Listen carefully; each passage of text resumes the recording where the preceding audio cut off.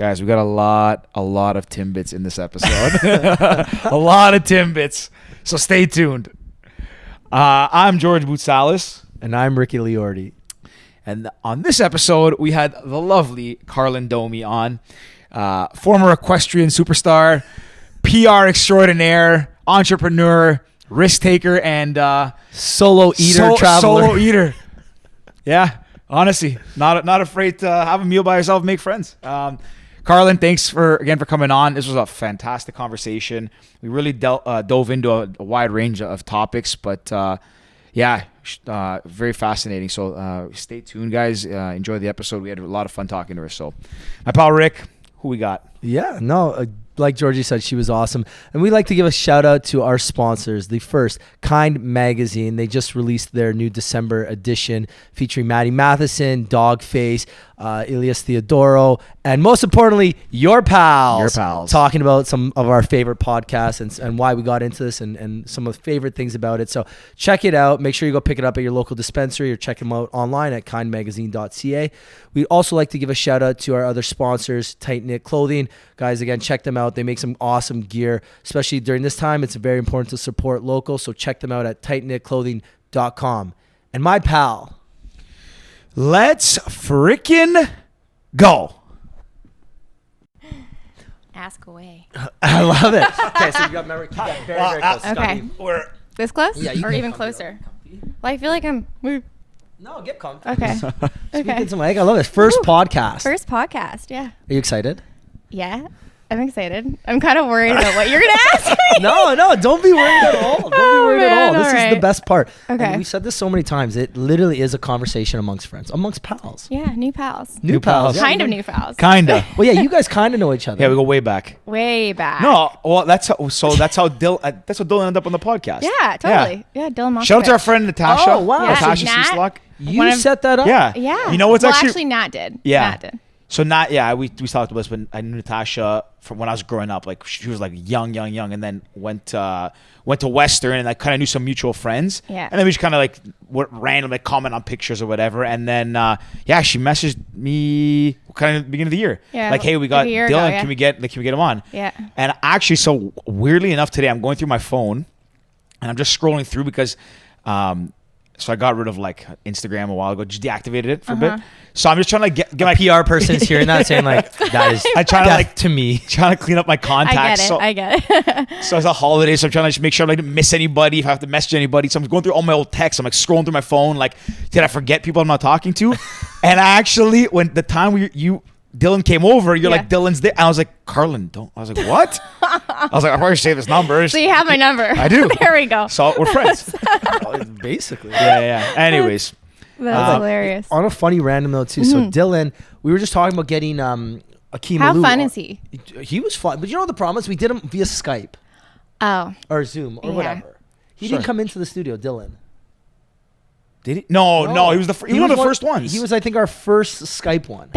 You know what? I think you should have him back on here because his personality is so much more in person, and he's such an amazing guy. He's doing like 10 different things at once too, because he's working with Blades of Glory. What's the show called? Battle of the Blades. Battle of the Blades. Yeah, my dad was actually on that. Really? How did you do? Yeah. Well, you know what? I think he was good for the ratings because I don't think he was the most graceful skater. It's like pretty funny, but yeah. We were just talking because I was talking about the show yesterday because we're gonna try and get Akeem Alou on, and I played hockey against him as a kid, and we were talking. I literally that night this is last night. I opened my phone. I look at Dylan Moskowitz is there on Battle of the Blades. No way. Yeah. Like, what a small world. I think he's helping with the skating and the pros. Choreo or something. Yeah. He's super talented. Did you play any sports growing up? I did. I did not play hockey. I've never. Just obvious question. I know. I'm just gonna say. Well, yeah. I've never played hockey. I've never actually put hockey skates on. Yeah, I think you know what? My family, they just left that to my brother, and that was that. He's doing all right. Yeah, he's doing okay. Yeah, he's doing all right. Go Blue Jackets, go! But yeah, no. What sports did you play? So I played soccer. Soccer was kind of my thing, and then I was actually a competitive horseback rider which is so odd because it is a sport, you know. Yeah. my brother and I get in arguments about it, and he thinks it's a really expensive hobby, which it totally is, but it's a sport. Like I competed since I was 7 years old, and that was my thing. Yeah. Do you still do it all? I do. I actually have a horse right now. What? Yeah. What ranch are you at? So you know what? It's funny. So ranch and like stable, they're kind of different. Oh, are they? Yeah. I didn't know that. Well, I'll educate it, like horse 101 right here. Yeah. Equestrian. Equestrian. It's not. Yeah. No, we're not horseback riding. I Yeah. dated an equestrian. Wait. Is that the right word? Yeah. What is the word? An equestrian. Yeah. An equestrian, right? So Yeah. sport's called equestrian, but the person that does it is also called equestrian? Like Equestrianist? Yeah, I guess it kind of depends. On, like, It's a verb, adjective, noun. Can we fact check that? Jordan, hit us the fact check. What do you call someone who does equestrian? So I dated an equestrian. rider. Like it's Rider, a rider. yes, Yeah. And I knew nothing about horses. I'm a city kid, Yeah. born and raised. So one day I went out to watch her when we first started dating, Mm-hmm. and I had no idea. I'm just like, and again, I thought it's a hobby, basically. Yeah. I'm like, you go out there, you ride around. How hard could it be? Make the horse jump, and that's it. You trot around. And I'm watching these people, and they're getting so mad with their horses. And then my ex-girlfriend goes, and So she competed? she did compete, Okay. like her whole life. That was her sport. Wow. Actually, I wonder if I know her. Becca Mahaffey. No, I don't. Shout out Bex. If you I still should've listen. just- Awkward. No, but yeah. So she was big on it. She had a horse. I can't remember the horse's name she had a horse, not a pony, because there is a difference. There is a difference. There is Yeah. a difference. In size. Yeah. Yeah, the ponies are just small. Yeah. That's how I read it. They are different, obviously. No, because you would think a pony's a baby horse. Pony's a different People type of think, horse. yeah, well, size wise. Yeah. But everyone thinks that it's a baby horse. And it's like, no. That's a foal. That's It's a what, sorry? A foal. FOWL. Yeah. I'm already learning. Is that something right? Or there. is it FOAL? Anyway, whatever, it's irrelevant. Fun fact.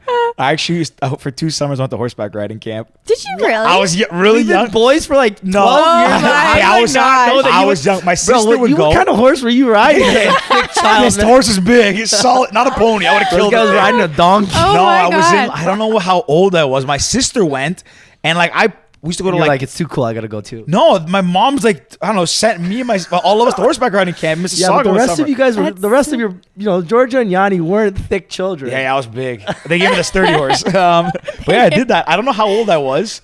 Was it somewhere in Mississauga? Anyways, I don't remember. I honestly, I was That terrible. is I was a great terrible. fun fact. Yeah. That's a good one. That is funny. Full of surprise still, pal. Did you get a pair of like riding pants? Were you sporting those? No, the tight pants? Yeah. No, I wasn't like sweat. I wasn't like. I was like, I want to that see a picture of intense. that. The outfits are really cute, though. I'm not gonna Yeah, lie. they're- You see women in it. I'm like, man, that is attractive. Yeah. Oh, really? Yeah, oh, man. For sure. I don't know. And then they get up on ride this like 500-pound maybe beast, and you're because like, shit. maybe because they're so tight. That's Yeah, definitely but then why like I think they're. the helmet is Yeah. cute too. It's not like really? hockey helmets. I don't think Yeah, are but okay. attractive. Like, Have you seen? You have to wear a hairnet. oh, didn't You never saw have that to wear one. hair. Like you have to. So yeah, when you compete, like my hair would. I mean, I've always had really long hair. You have to tie it in a ponytail, and then you have like this whole hairnet, and you stuff your hair in. And I've always had a lot of hair, so I actually have to get a bigger helmet to fit my hair in. And I look like I'm. Yeah, I mean, I don't even know. What I look like. She's like, oh, So- it's funny I'm you just said not it's gonna go attractive because it's there. not. But- Were you ever? Because I've seen. Like when you watch, I guess I've seen highlights of Equestrian. You see people like if the horse hits the thing or Yeah. falls, or people fly off. Like, has anything ever happened to you like that? Like at any point? Totally, yeah. Yeah? Yeah, so when I was a kid, my parents, like I started riding when I was 7, and then I started competing not long after because I was like, I'm bored. I need something to challenge me. And Oh, wait, sorry. There's two Yeah. types of competing. The one yeah, that's so the ranch. So that's kind of where we're starting off. at. Okay, So I know. ranch is Thanks. more of like the Western kind of riding. So that's where you have the, your any sort of cowboy is like that's a ranch. Whereas I was an English rider, so I did show jumping. Okay. And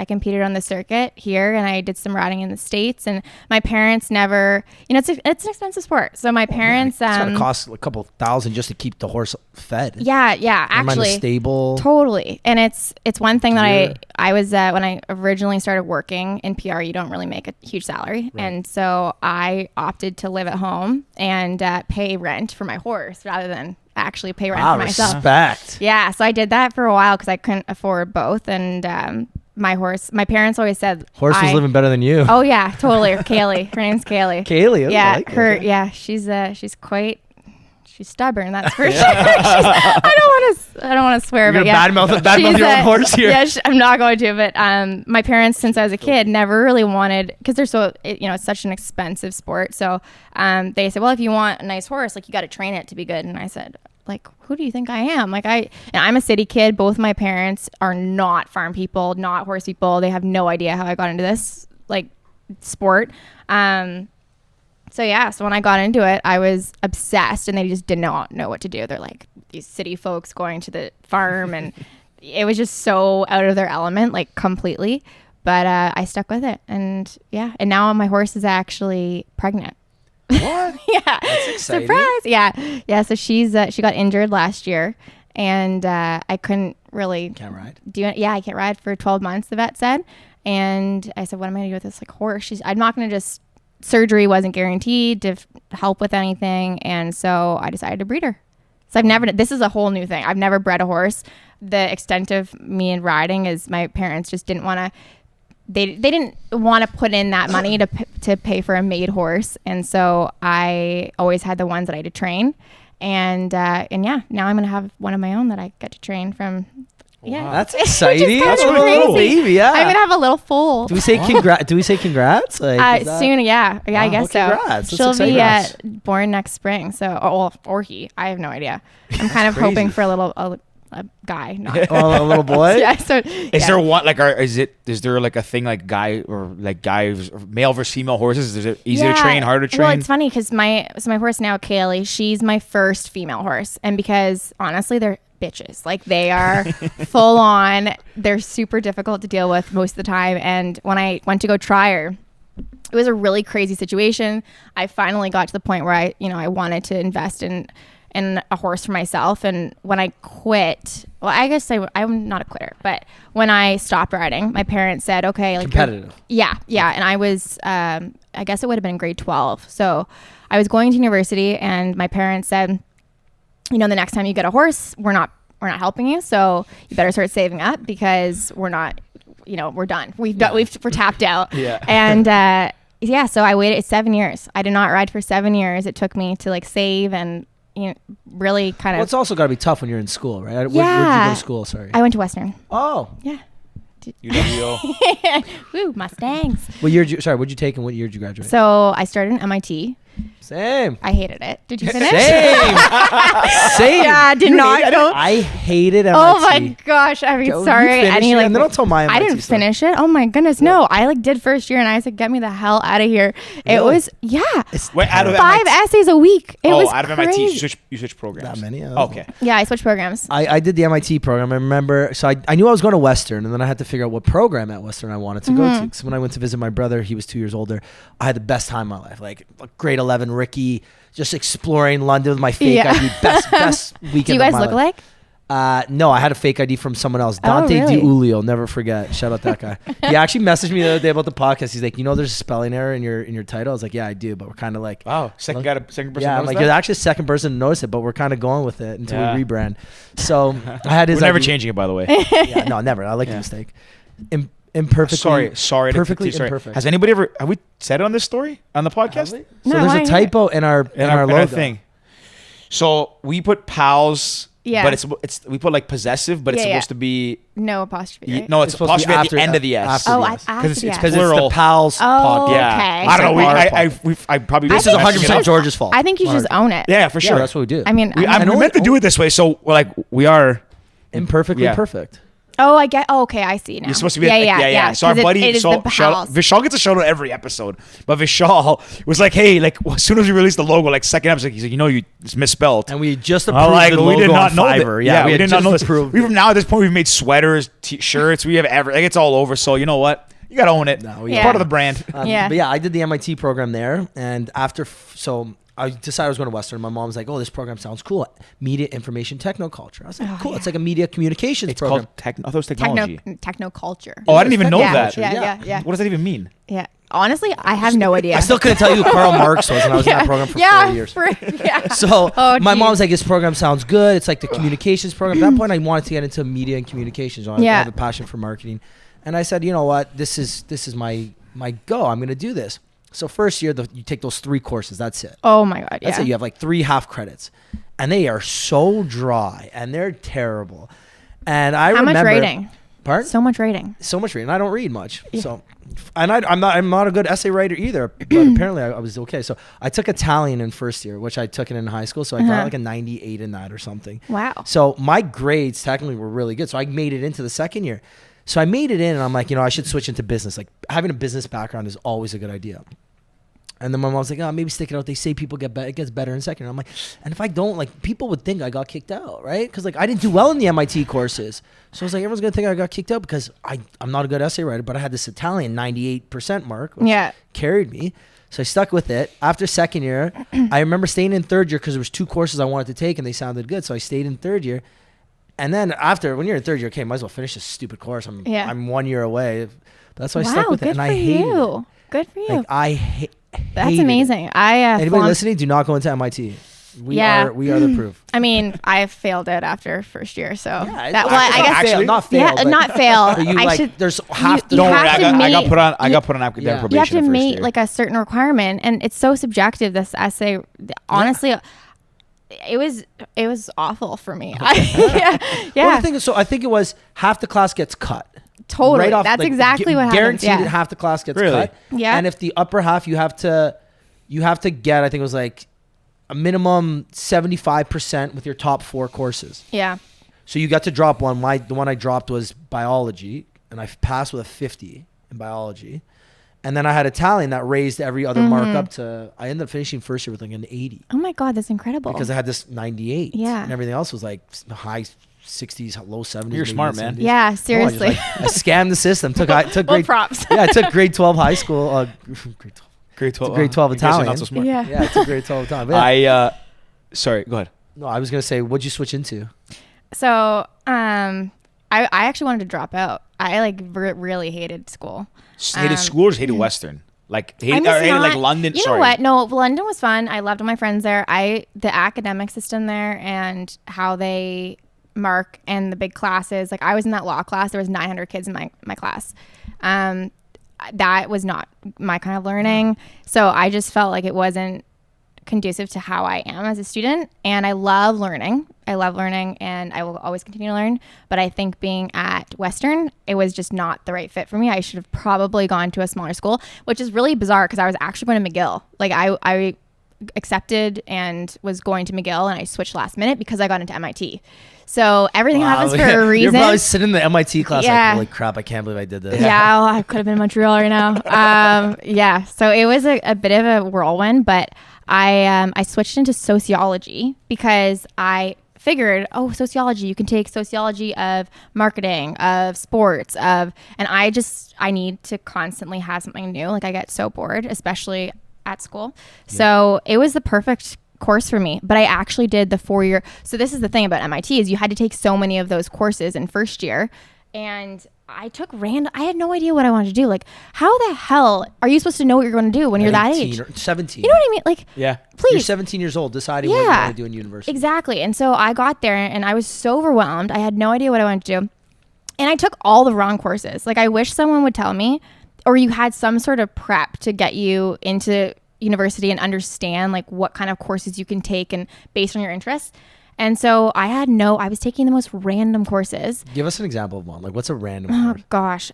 So astronomy. Like, why the heck? I mean, sorry to anyone who's people are like, damn. But that is not something that I am like good at. I took geography of the Great Lakes, which was super informative. I think I took that, and I was one of my best. I actually switched. I actually was in business to start, and I switched to geography after. Okay.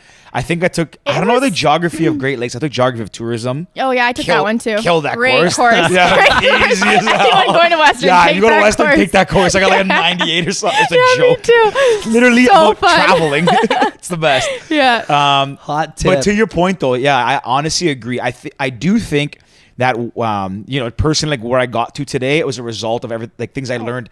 Yeah. More like being at Western than being like in Western, if that makes sense. Yeah. Like literally all my friends now, everyone I know and communicate with, I've either met at Western or as a result of somebody there. Yeah. Mm-hmm. The practical like life skills and just kind of like getting all that young phase out of your system, like.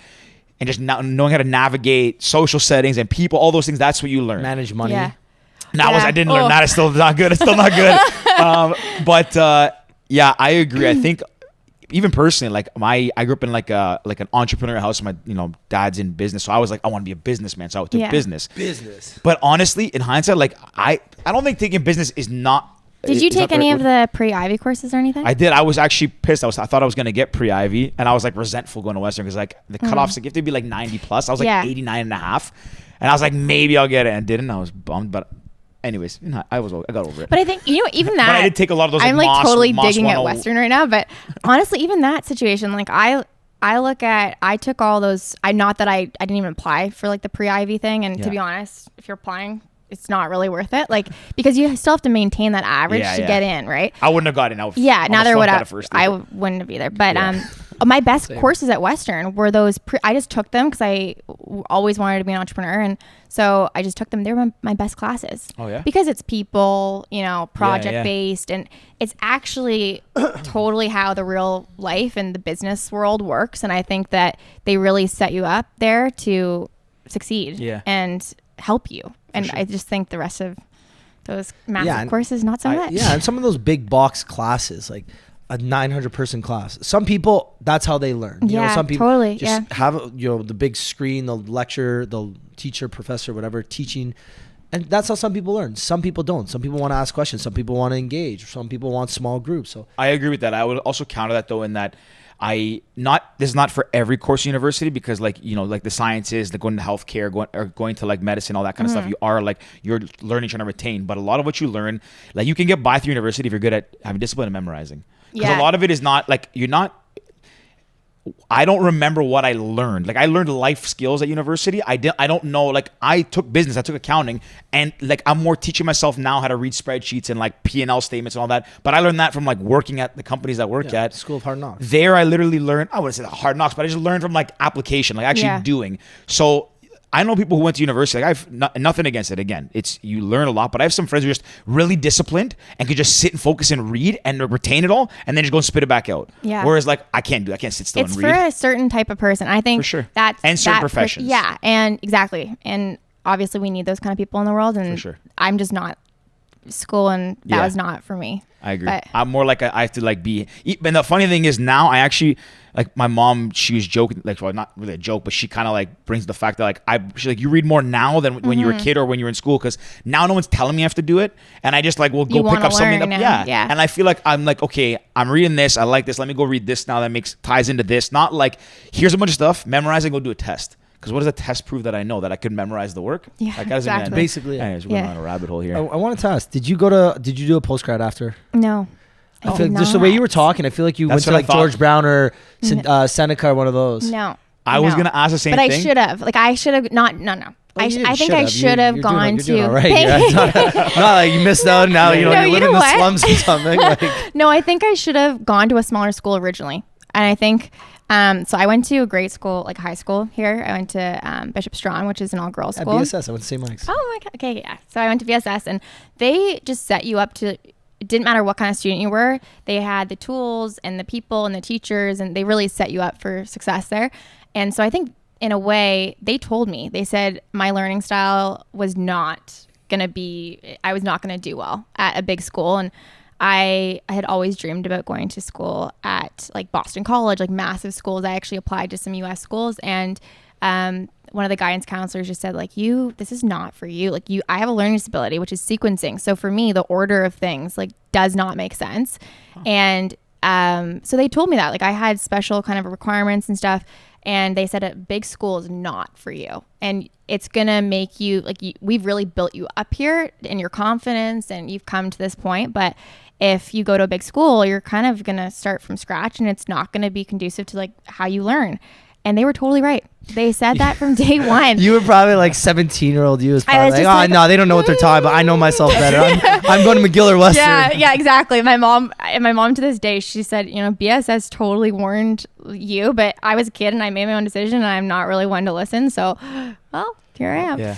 It's actually, that's so weird. Actually, I was in a similar situation. I think you know this story, Rick. Maybe. I was in Maybe I don't because I didn't know you rode horses for 2 years. Fun fact, I kill it. You literally did kill it probably. No, the horses, yeah. I actually, same thing kind of happened to me when I was in grade 10. So I went to a Catholic school. When you go from grade 10 to 11, you go from like, was it applied academic to like university college? Yeah. So I was applying to university courses because I knew I wanted to go to university. Wanted to be a businessman, wanted to go to university, all this stuff.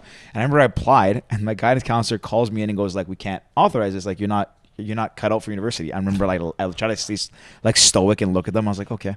I walked out, cried, called my dad. And I was like, my parents came the next day were like, guns blazing. Like my dad is like, he's a little smaller, but he is like fierce. He came in, he's like, you're gonna put him where he wants to go to university. Mind you, I worked my way through and got it. But totally. And at that point, hearing that kind of like humbled me a bit. It made me work harder. But in hindsight, like again, I didn't learn a lot from school and like college application of like more small classrooms that might have benefited. So shout out to the guidance counselors. Maybe they did know something. Honestly. I always thought mine was wrong, but My guidance counselor, Mr. Trentadue, I'll never forget That's that. a good memory. Mr. 32? Yeah, Mr. 32. Trentadue. That's his last name. You guys both went to I'm St. like Mike's? No, I went to Loyola in Mississauga. Oh, okay. So I remember I had my mind set on Western. Like it was a done deal. At St. Mike's, I was like a high 70s student, maybe like high 70s, low 80s. So to get early acceptance, you have to be like 85 or something, like 90s. You have to be like one of those super smart guys. And I wasn't, flat out, I wasn't. But I played a lot of sports, and I was like a big school guy, right? Like I did camp Involved counseling. and And I was one of those. So I remember I applied to Western 6 times, 6 different. I applied 2 at King's College, 1 at Huron, 3 at main campus. Wow. Yeah. So I applied 6 times. I'm like, That's I'm a going there. perseverance. Oh, That's Western amazing. 6 times at Western Western? 6 times. Sorry, I zoned over for a second. That's It crazy. was MIT, like one of those like basic programs. I Yeah, can't yeah. remember. Business, I played a 1. King's College, and Huron. I applied 6 times to How Western. many did you get into? I'll tell you a story. So, so first round of acceptances come out. Didn't get one. I had Laurier, I had McMaster, I had all the other schools that I applied to. I applied to like 12 schools. Wow. Oh, man, Same. That's you got I it, applied man. to everything. I Shoot didn't know or where I shoot, wanted to man. go. really? That's Yeah, I was The like, only one I wasn't didn't sure. apply to was Queens. Oh, Queens I or McGill. Same. I didn't did apply not to Queens I didn't either. apply to Queens. I was going to apply to McGill because I didn't I want didn't to. think- But Queens I didn't apply to. Yeah, I did not either. I'm like, I don't want to go to Queens. I'm a West Oh Ender. my god, that's so funny. Too far east. Too far east to me. Yeah. So that's weird. Yeah, so Yeah. so first round comes out, and my guidance counselor, who's also my football coach, he brings me into his room and he goes, Ricky, there's a special award every year for student, blah blah blah blah blah. And it's between St. Mike's and Western, and I don't even remember what it's called, like President's Choice or something.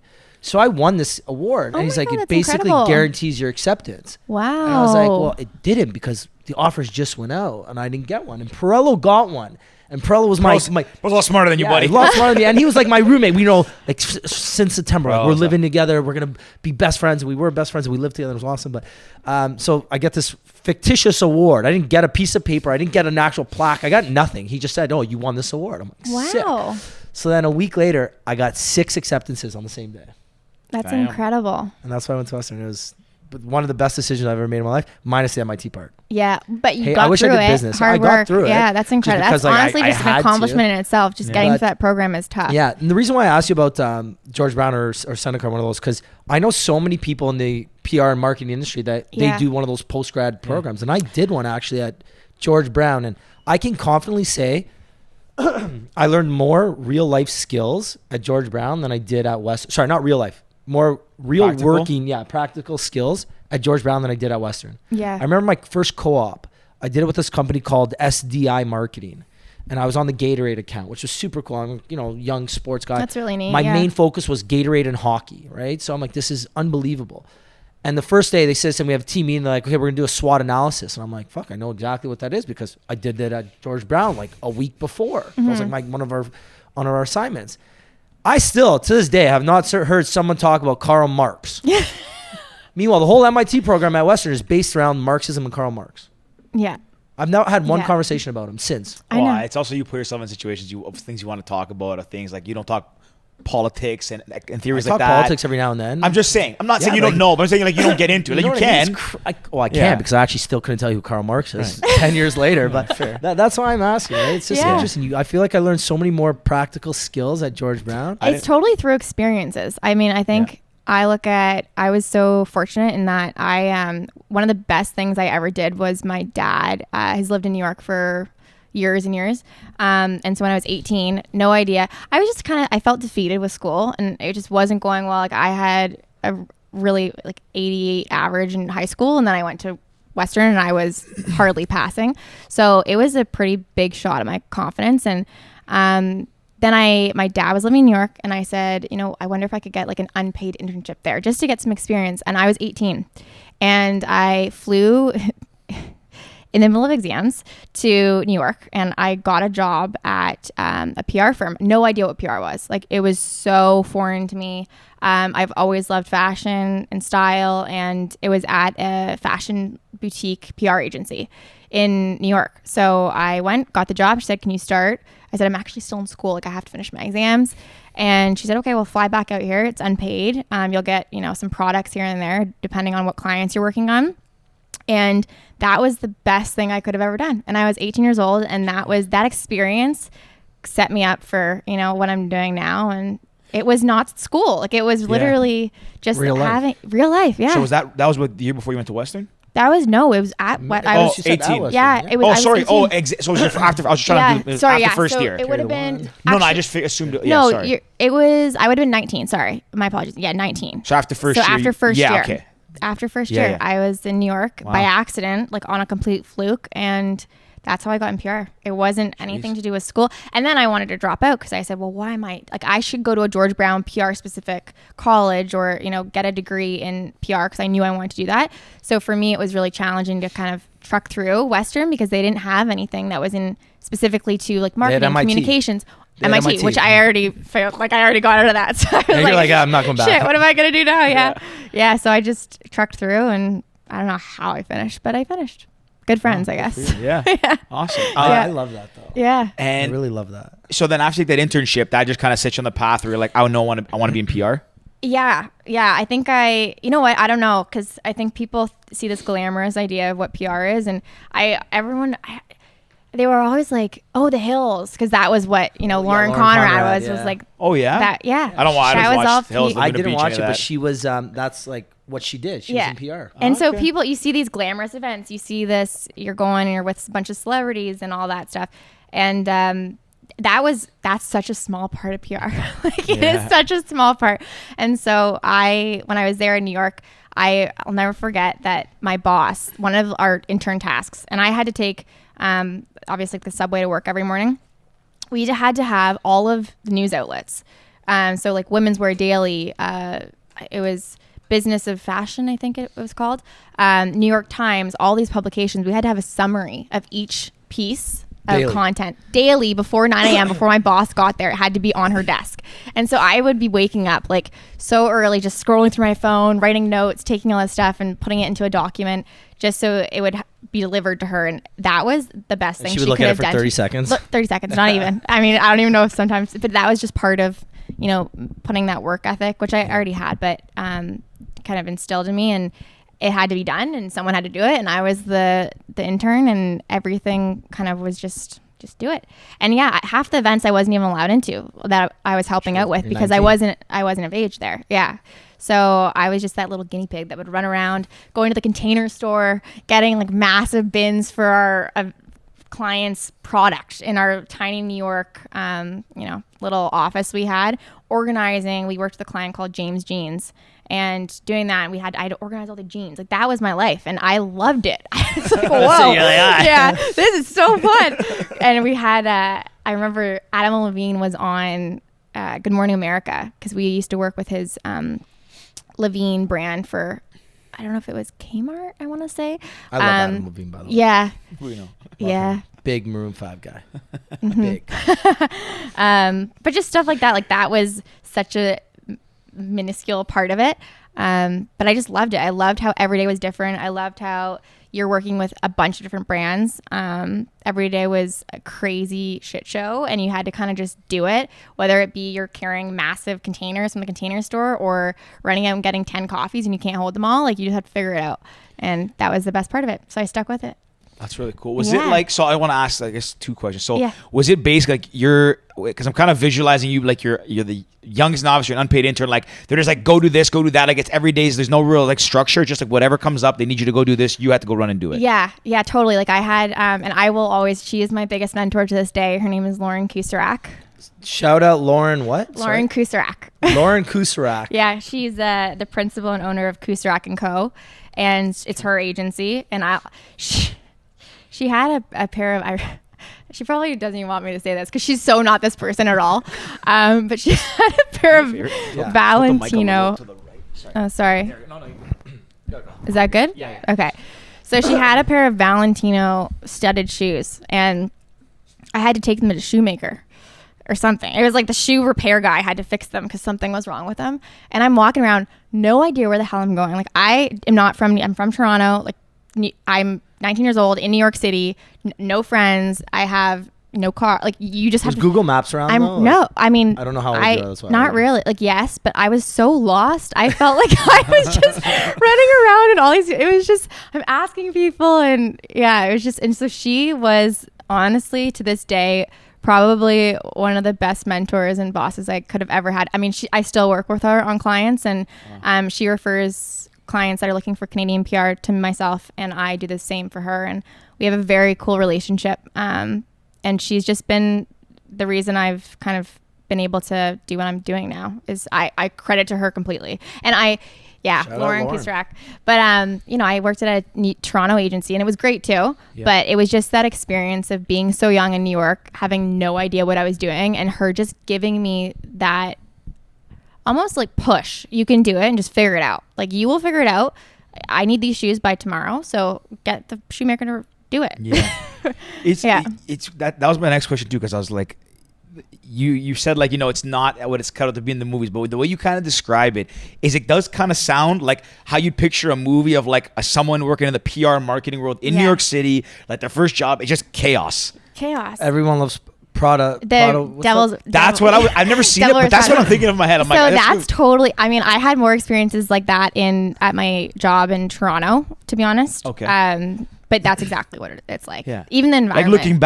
Like looking back, it is almost like you were in lived like a movie. So yeah, it's kind of what's the word, endearing, or it's kind of like a romantic feel, and like just thinking back to it. I think I feel like part of it is you have this like ooh and ah. People just come in and they just think it's this.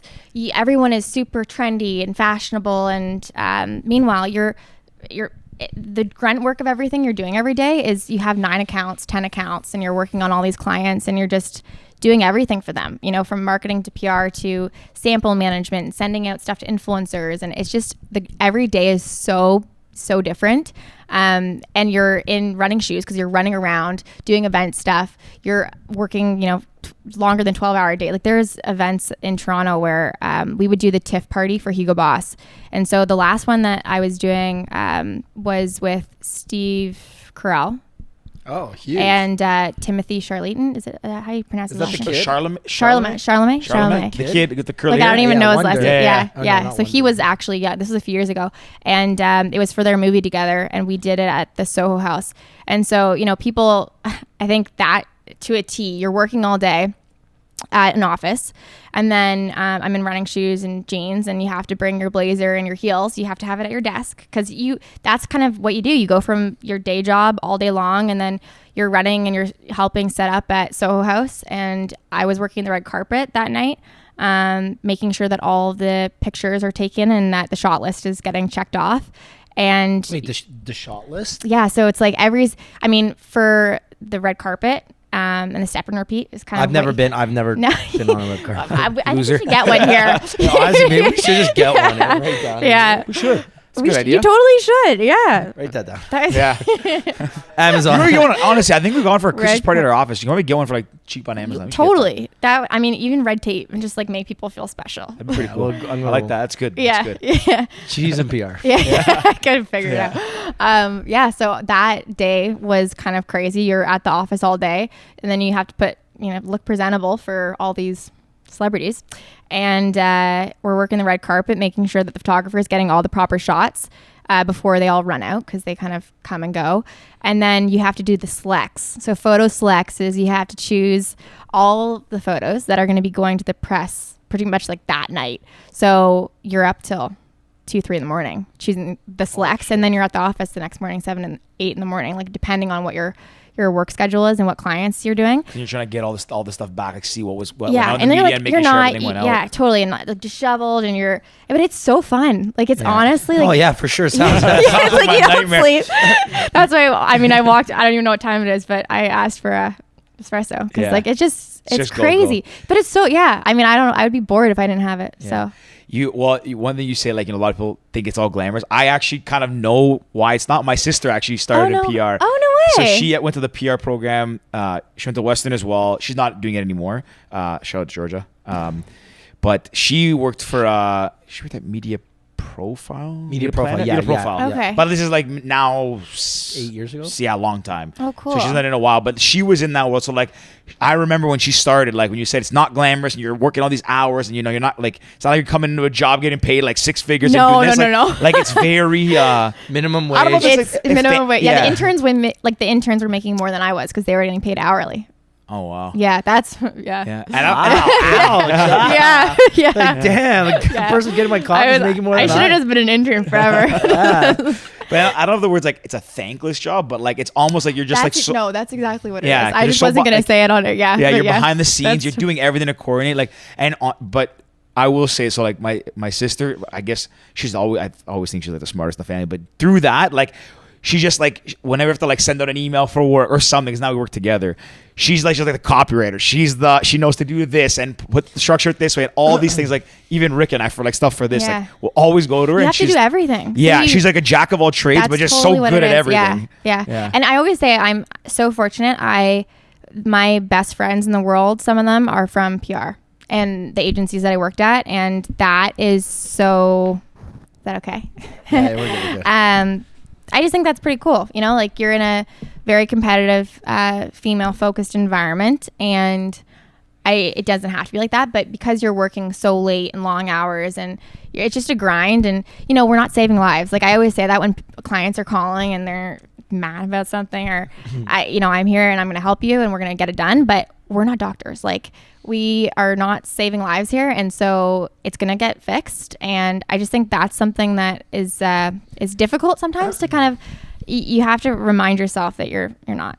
They always say it's like, remember it's PR, not the ER, and they teach that at school at Humber. They say that because never heard that. I think That's there's cool. so many ways you have to put fires out for clients in the PR industry, and everything has to be like anything. It's immediate. Like clients expect you to do it immediately, and I just anyone that I worked with, you have to kind of remind yourselves, and the other girls too. Like we're gonna get through this. It's fine, Yeah.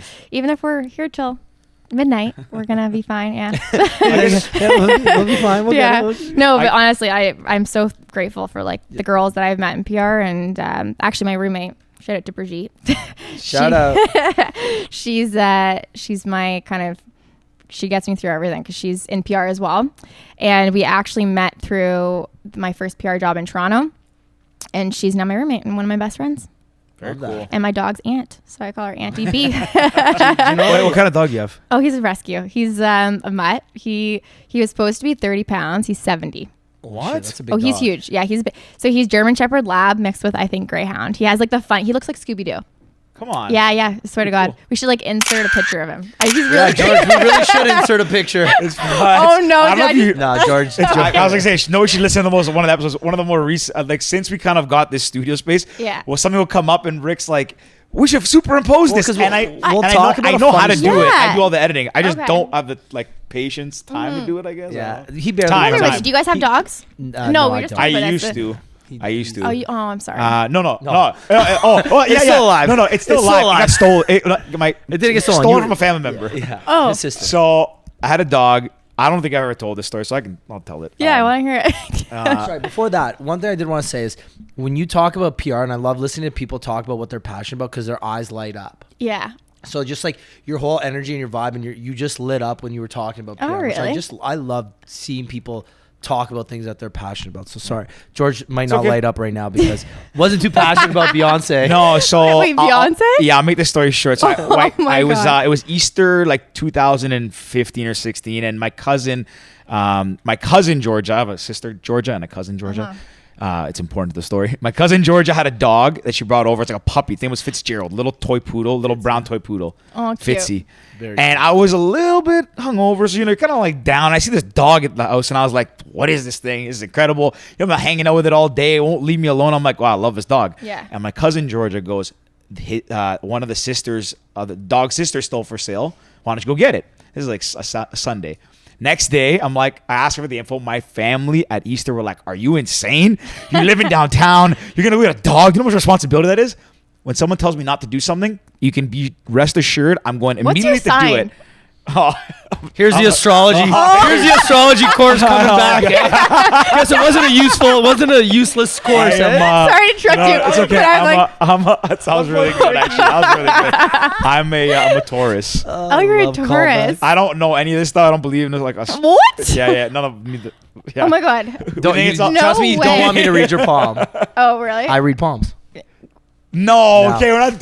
I can't tell us because Wait. we are like It's secrets. funny. Okay. I don't actually That's read a palms. secret? No, we'll do it. Okay. I'll do it off air. I'll show you. It's Oh. funny. It's funny. Oh shit. Now she's gonna be thinking the whole time about like what the I'm hell's gonna like find book out. it out of here when we're How's done. Anyways, so they told me not to do it. I went and got the dog. I didn't get it. I went to the store and I looked at this dog and it's a little black toy poodle. And It is the cute. lady goes, "Do you want to see it?" I'm like, "No." Like, I kind of knew if she let it out of the cage, I'm like kind of Game a over. sucker. She goes and lets it out. It like runs to me. I was like, "Oh my god!" I'm like, call my sister. I was like, "Yeah, I think I'm gonna buy this dog." She's like, "Are you crazy? Like, you know how much responsibility that is?" I'm like 25 or something, like living, like having fun. She's like, "You have to be home on weekends, this, that." She's like, "Just okay, whatever. Just FaceTime me. Let me see it." So I FaceTime her. The first thing, she's like, "Buy it. Just buy it. It's the best dog I've ever seen." So I buy it on the spot. Aw. It's not like it was cheap either. No. No, it wasn't that. expensive No, dog. it wasn't that Dogs bad, are I don't think. expensive. They are. Yeah. Well, so I got it. I'll fast forward the boring stuff. I got it. And I took care of it, trained it. Like I had it for maybe like a month. My sister will contest this and say 3 weeks, but I had it for almost I think a month.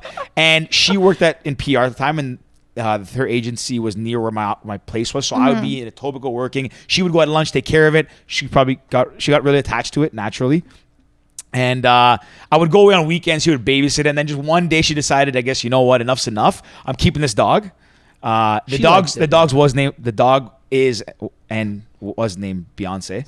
I don't know. Wasn't It was it? between Brooklyn and Beyonce. Aw. So I don't know how I ended up with Beyonce, but I call her Bay. Yeah, and I would so cute. honestly, not gonna lie, a bit of a thirst trap. Like, Yeah. if we're being honest, like, walking down King Street with a little toy poodle named Beyonce. I mean, it was kind of Yeah, but funny. then every time you walk near like a girl, you're like, "Hey, babe." Yeah, They're they're gonna like, think you're "What's your talking to name?" them. And I'd be like, I would say it. They're like, "Are you serious?" Like, I mean, I tell the story. That's the story. Oh, and anyway, she geez. stole it, and she's had it She since. And stole it. it's in a better home. Georgia, Beyonce, you guys are the best. I love you guys. But yeah, that's what happened to my dog. So it didn't die. It got stolen. Yeah, that's the story of Beyonce. Great story. Yeah. Now I'm happy. Beyonce's doing well. Beyonce is doing very well. Yeah. She's thriving. She's thriving. Thriving. Queen Bee. Yeah.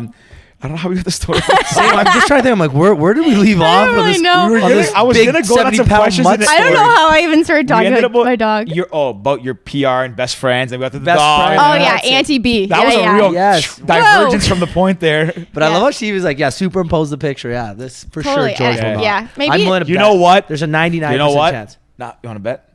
No, I bet you. Now that you gotta do won't it. Do it. Yeah, sure. I'll bet you nothing. I'll do it. Yeah. I'll do it. Georgia. He barely remembers to release the episodes. False. I remember late. I still remember.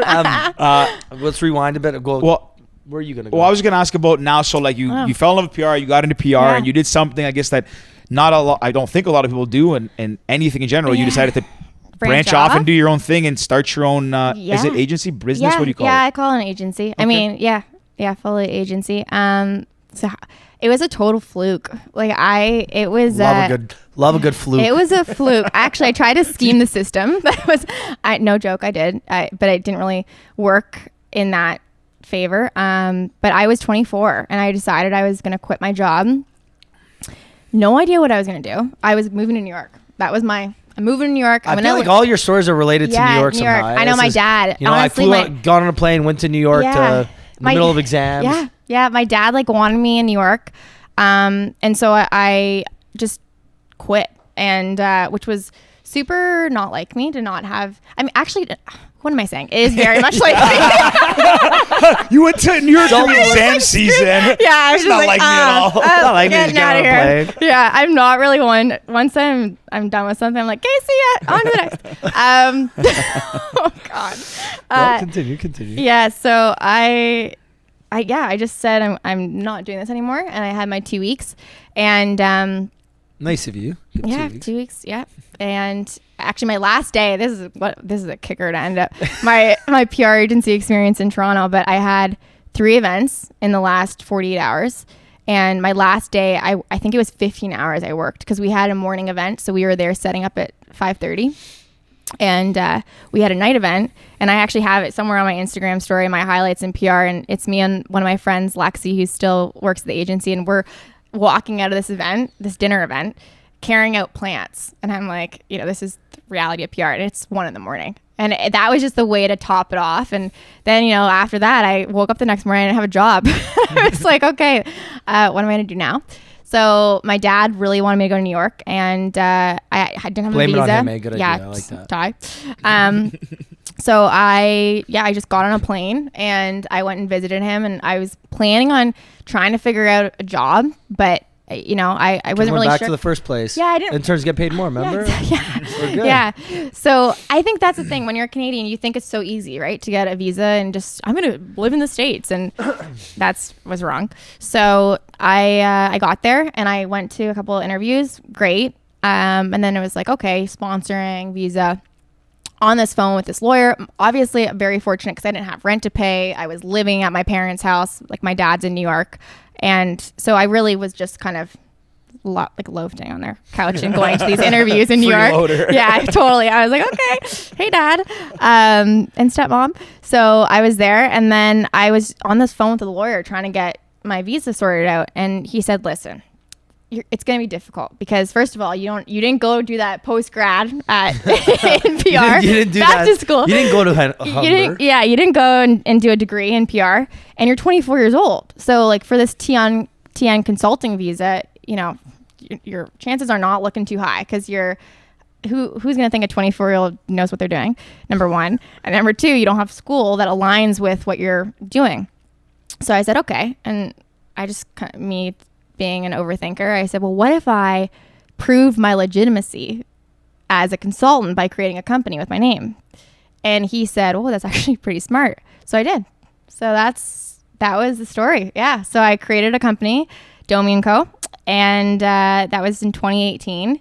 And I legitimized myself as a PR consultant at 24 because I knew, or I thought I knew, that if they just saw my name as a company or an agency, that who's gonna say, oh, she's 24 and she doesn't have school? They're gonna say, oh, she has a company, right? Yeah. So that's what I did. I like that. Yeah. And then That's fake it till you make it. Fake it until you make it. Yeah. Honestly. Yeah. I mean, maybe that's why I'm in PR. And what do you think we're doing with this whole thing? What do you think we're doing with this whole thing? No, this is sick. Yeah. This is super cool.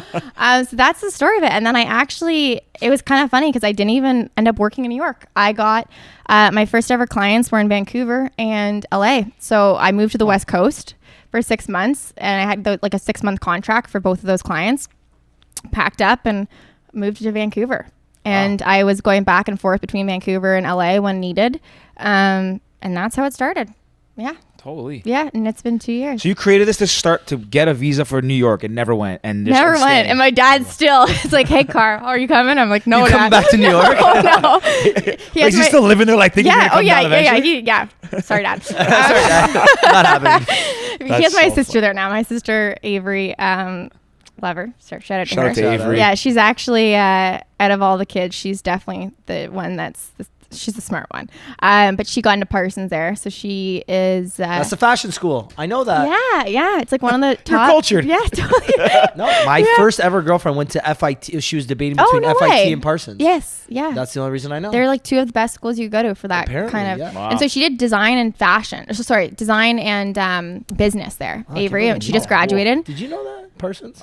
I just know. I kind of know it's New York, right? New York. Yeah. It's arguably the biggest fashion school in North America. We've been doing a lot of talking about education. on this. It's like pretty cool. Yeah. I didn't notice that. Actually. I know. Yeah. So she's there. Not a proponent of education, but you know what? It's Yeah. kind of nice to talk about. No, she's there, and she's she's killing it. So she kind of, that's my dad has her there now. So he's kind of let me alone. The youngest? She's the youngest. Yeah, she just turned 22. Oh wow. Although everyone thinks we're twins, but yeah, she's 5 years younger than me. Really? Yeah. So one day I'll be. So is that good for you? Bad for One her, day it'll be again? good for me. Yeah. I want to ask, what was it like when you got your first client? Oh, that was. You know what? I was so. I don't even. It was such a shock. I mean, I think I was like, "Are you sure you want to do this?" Are you sure? Really? Like, Wait, like, are you You want to haven't hire signed me? anything? Yeah, no, I don't even know. I hope my clients don't listen to this. No, they love you. They love they you. know. I mean, this is how I am with them. But yeah, it was pretty surreal. How'd you get them? So my mom's boyfriend, one of my biggest, mentors in the industry. I'm super fortunate. I have my whole family is pretty entrepreneurial. And so I'm very grateful that I get to bounce ideas off of them. So when I was 24 and I quit my job, they were all like, well, what are you doing? Or like midlife crisis. Yeah, they're like, what the hell is she doing? This is not smart. But I did it, and they were my first supporters and like everything and anything I was trying to achieve. And so he's a venture capitalist. So he was my biggest supporter in that he had all these brands that he'd invested in and they ended up being my clients. So that's kind of how I started. Was I would put these pitch decks together, which I would do at the agency I worked at, but obviously like I was at one of the higher end agencies in Toronto, and they had thousands of dollars to pump out. Like we had clients like Equinox and Hugo Boss, and Bumble was one of my main accounts, Away. So we had big clients, and those proposals we do full RFP processes, and we spend the money getting a graphic designer to do it. And I didn't have that. Like I was You're 24 like on Canva or something. Yeah, I was like trying to figure it out. I'm like, what do I write? So I just put together proposals based on what I had done, and I won the business. So it was a pretty surreal moment. It was now it feels like it was a lifetime ago, because it was 2 years ago. And I think I have completely pivoted everything I've done since then, but everything happens for a reason. So that's crazy. I'm definitely happier now with what I'm doing, but which is more modern. Like now I do a little bit more social media, digital. I was trained in very traditional PR. So, and it's changed a lot. It's harder to secure print and broadcast. The publications have shrunk by probably half. A lot of the freelancers are working for multiple outlets because they don't have full-time jobs. It's just a really difficult industry right now to be in. So I think, you guys know, like you pivot kind of based on the ecosystem and the environment. So I'm much happier doing what I'm doing now. Yeah. Awesome. Is it so you've had your company now for 2 years? 2 years. Yeah. And is it still you? Do you have a team? Like, or do you work together with other people? Like, how does it kind of? I've definitely pivoted a few times. I think that's something that every entrepreneur does, and I think it's something I've learned, because when you pivot, it doesn't mean you failed at all. It just means you're kind of starting fresh. And I think as a millennial, as someone who's pretty determined and hardworking, as long as you have that stuff going with you along the way, you'll figure it out. And I've definitely had challenges in those last 2 years. I've definitely worked with some people that weren't a fit, and I've worked with people that are my strategic partners in New York, in Vancouver. I work with Anti-Social Solutions, which is a big marketing digital agency in Vancouver. And this is actually a pretty funny story, talking about like just living your life and going as you go. But I was in Vancouver, living there, didn't know anyone, like didn't have any friends there really. All my friends that were from Vancouver lived in Toronto. By myself, living by myself. This is a common theme here. Hey, by yourself in New York, myself. no I'm friends. like, what am I doing? Can't figure out the shoemaker. By yourself in Vancouver, no friends. Yeah, What's I know. going on here? I don't know. I have no Do you need friends? Like, I'm available for friendship. I know. Well, now I have 2 new pals. Yeah. So. I like that. That was nice. That was nice. Well, and Jordan. Jordan's a pal. Yeah. Okay, So, and so yeah. in Vancouver by yourself, no friends. Yeah, no friends. And I was sitting and having a pizza. I could talk to anyone. I could talk to this brick wall though, honestly. And I was sitting there having pizza, and there was a content group doing photo shoots and videos.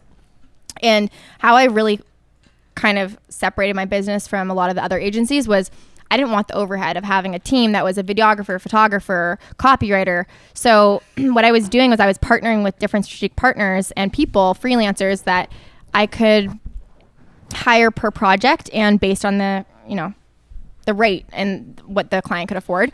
So I'm sitting there having pizza by myself at this parlor, actually, but it was in Vancouver. Oh, like Parlor. Oh, yeah, Shout out before Parlor. Shout out Parlor. Best gluten-free pizza, honestly. I'm G-free. Wow. Yeah. I'm hungry now, damn. Sorry. That's all it takes. Say one comment. You should order one. I was craving pizza today. I thought about it at lunch. I was like, nah, been really healthy. Yeah. Now I'm going to get it tonight. Anyways. I mean, you have some like fruit on there, just like frozen fruit. And Yeah. that's fair. healthy. So I was there and I actually asked him, I said, hey, like, how can I get your number? And they said, we actually work for an agency, but our boss is coming. And I said, okay, cool. And the CEO came and he sat next to me. He was waiting for his friend. His name was Daryl. And that was 2 years ago. And him and I still work together nowadays. And he's been I've like so many mentors, but he's, in his mid 30s and just got married and is like the epitome of hard work. And I think he saw something in me. He quit his job and started his agency at 26. And so he's really taken me under his wing. And I think that's kind of talking about those challenges and those pivots. I've had some really incredible mentors that have been able to veer me into the right direction and always be my biggest supporters. And I'm super lucky to have that. So I think over the last 2 years, despite the ups and the downs as being an entrepreneur, I'm super fortunate to have some incredible mentors and just, colleagues and yeah. That's really cool.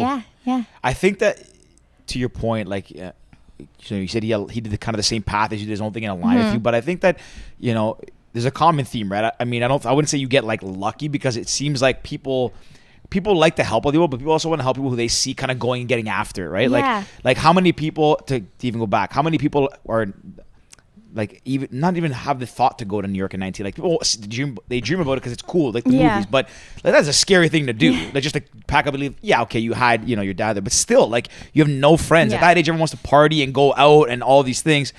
I mean, then you go again, like we said, Vancouver with no friends. Like no friends. But you know what? Maybe just travel more with no friends because they seem to work out for you when you go. When you kind of meet people along the way, I think I have amazing friends here in Toronto, and I've like traveled a lot, so I've kind of have a lot of friends in different areas. But I mean, I think it's you go to a city, and that's the best part. It's like when I don't know anyone, you just actually Bumble friends. You can, not that I did that, but we did that campaign when we launched it in Canada. So Bumble BFF. And I remember getting to Vancouver and my friend was like, didn't you help with that launch in Canada? Why don't you have it? And I'm like, I could use some friends. Right. I could really use some friends. Yeah. No, but now I have a dog. So.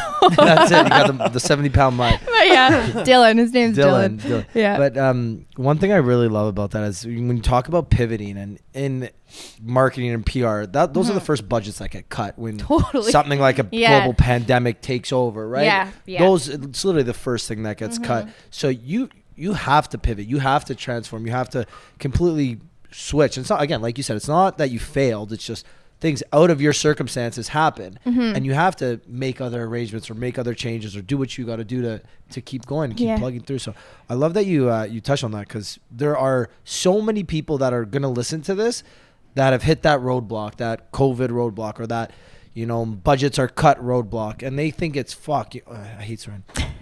They're thinking, shoot, what am I going to do? I just lost my 3 main clients. Okay, well, yeah, that's unfortunate. And nobody's the only person to be affected by COVID. Everybody's affected one way or the other. It's how you kind of take that step back, pivot, change directions, and keep plugging through, keep plugging away and going, because that's what makes the difference between the successful entrepreneurs and the, I don't want to say non-successful entrepreneurs, but the ones that aren't as successful. Yeah, totally. Yeah, and I think I look at where when I pivoted last, and I just did like a relaunch of the agency, and it's been pretty cool because my whole aspect now is, for a long time, I think people would hear me on the phone. You know, before the whole COVID thing, everything was really done on the phone. So they didn't see you. And I know I look like I'm 15. So then people would see me and they're like, wait, how old are you? Like, you're doing this and this. And I got a company, remember? Yeah. Yeah. And so I actually, for a long time, I kind of would try to hide. Like, I was told once that by someone, and it was one of the biggest learning experiences I probably could have taken away from that point in my life. And it was said to me that wisdom only came with age. And I turned around and I was like, pardon me? I don't think that is the case at all. I think wisdom, and you're wise because you're wise and you have experiences. And yeah, I was, I'm 26 and I would consider myself wise. Like, I would consider you guys wise, and I don't. Thank you. You're no problem. But that it truly Make it till you make it, baby. It truly comes with experiences and learning and going through life. And yeah, I'm not 50 or 60 years old, but I try to take different pieces of my life and go with it. And I think that was such a turning point for me, because I took that and I said, no, I am wise and I don't have to be a certain age to be an entrepreneur. I don't need that kind of years of experience to make me do my own thing. Like, I can do this, and I'm going to own the fact that I am a millennial, that I am young, and I don't need to I don't need to pretend I'm not. Like, I am 26, and the reason that I've been able to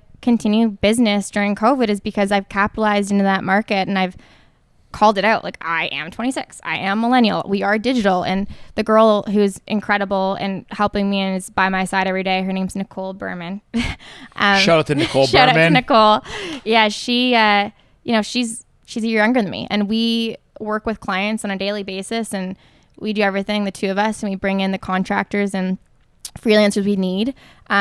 But it's so fun. It's like, I love that I'm owning, and she's helping me, and we're owning that we're young, and people are hiring because they want that target of millennials. They want that digital approach. And that's why I think we're, just swimming along. I honestly would agree with that. And I do think that at times, like, the saying of wisdom is a bit overrated, but and I think it's used as like a crutch. Like, what do you know? Like, maybe a crutch, is that the right word? Like an excuse not to use someone for, like, you're too young, whatever. But the one thing you said a lot earlier is that you like to learn, even though you didn't like it at school. You still like to learn every day and all that stuff. And I think that's the important thing, is that, like, that even just being open to learning, I think, is what, like, kind of plays into wisdom, because you don't have to know everything. You learn from experience, but also being willing to learn, or say, I don't know this or know that, and learn as you go.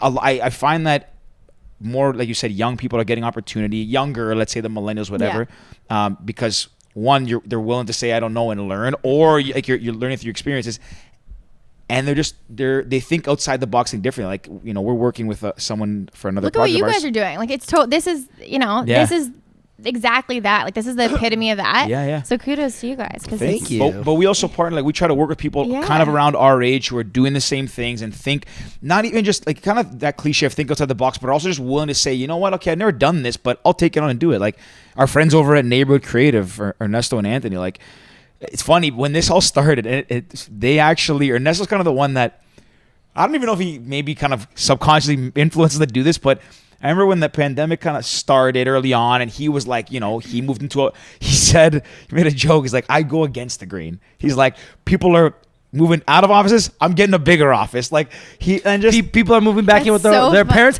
I'm getting a condo. Oh, restaurants are shutting down. I'm going to open one. just open one. Like, and listen, sometimes, like, you got to cue that up. I'm going to set that. But you know what? Like, the thing is too, is that with the project working on with them, they've never done it before. It's not this, it's something else that we hopefully going to release soon.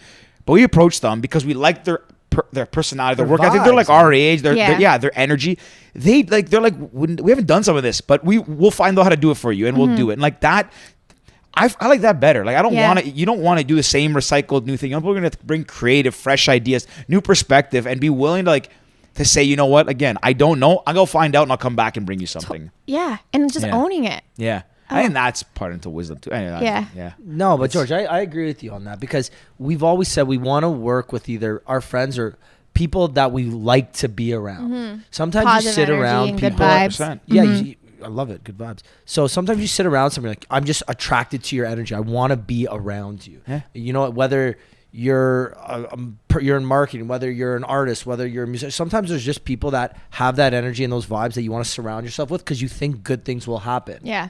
And we've had numerous guests on in the past where they were the epitome of that. They just, good things happened to them because they were, I don't want to say the word just good vibes because I say it all the time, but fucking good vibes, right? Yeah. Good things happen to those who put out good vibes into the world. And I do think I just went in a circle like no, but it's true. I do think what I'm saying. good things happen to good people, and I've said this one here before. The harder you work, the luckier you get. But just by doing repetitively and doing things and just staying the course and being persistent, like you end up in lucky scenarios. But also by aligning yourself with like-minded people, and also just again, people who are positive, who think in the right way. So I mean, do you want to work with somebody who's been in the same job for 20, 30 years? Not saying they're not good. There's a lot of good people who've done the same thing for a long time. But then you go in a room and it's very like mundane. It's to the point. It's very structured. Yeah. Whereas like when we meet, remember the first times we met with like, we just like start talking and just throwing stuff. We'd be jumping all over the place, and that's kind of how ideas start to grow and starts with something small and it just like takes over and grows and grows and grows and yeah. It's awesome. How we got on this, we're going a little bit of a vibe. Yeah, tangent from like wisdom, but yeah, I think that all of that plays into it. Not to say, I mean, I don't think that I'm wise. I mean, I've had experience for my age, but like I think that it comes as you go, and I think it's overvalued sometimes. Like they completely, yeah. I did want to ask, what's your favorite event you've worked? Oh, or organized, or any event you've that's ever actually been a a good part question. of? So, If you think that was a good question, wait till our final too. Oh goodness, I would say one of the most challenging, which I think is fun because it was pretty crazy. We did the Bumble Hive, which was a pop-up experience. And where was it? It was actually Queen and Shaw. I know Bumble did something right beside my condo one day. Oh really? This would have been like 3-4 years ago. Oh, no. Yeah, and it was a 3-day event, and we had to have builds, and like we were a PR agency, we were not experiential agency. So, but the principal of our firm, believed in us, and she's like, Suzanne Cohan, also another great mentor I have. She believed in us, and she said, we can do this. And we did it. And seeing that event and how we had speakers and we had their whole team come down from Texas. And it was a pretty unique experience to see how it really was nothing. And then all of a sudden everyone's talking about Bumble BFF, Bumble Biz. And we had some really cool, we had I'm blanking on the Foster sisters, Aaron and Sarah. They're hilarious. And they came and they talked, and it was just a really cool event. So from everything, yes, we were carrying around the garbage bags and cleaning up, but we had a great time. And I've never been so tired in my life because it was, it was a week and a half of nonstop, even though the event was just 3 days. Like the planning, the tear down was a lot, but it was probably the most challenging event that we've done, that I've been a part of, and seeing the results was pretty cool. So probably that one. Yeah. And your agency, it's DOMI CO or DOMI CO now. Yeah.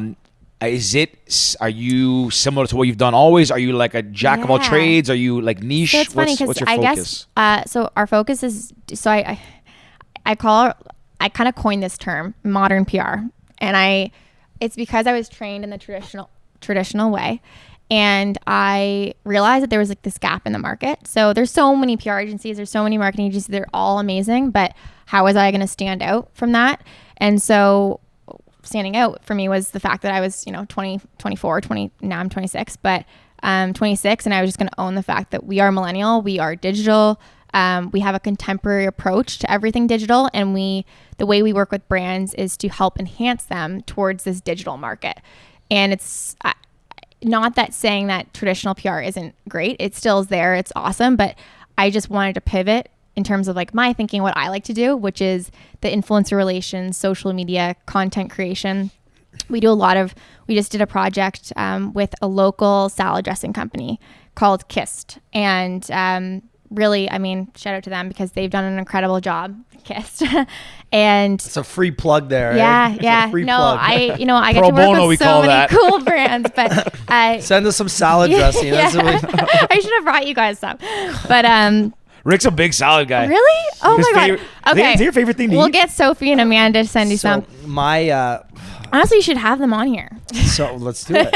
So I You make some love- salad. I'm hungry. hungry. Salads. Amanda's an incredible cook. Yeah. So she She can cook, so we'll have a little dinner here and Yeah, then we'll get them yeah. on the pod. Yeah. So I, growing up as a kid, I've always loved salad. So I used to love Okay. cucumbers, tomatoes. Now I'm all about salad. Yeah. And I always joke, if Oh I my could have gosh. one meal for the rest of my life, It would be salad. it would be a chicken Caesar salad. Oh, okay. Because if like I would love obviously a steak dinner every day, but okay, you got to eat that 3 meals a day. It's kind of Yeah, tough, totally. and I'd probably Uh-huh. be huge if I had a steak dinner every single day. But a good healthy like chicken Caesar salad, maybe light dressing, light ranch. Do you make the dressing yourself?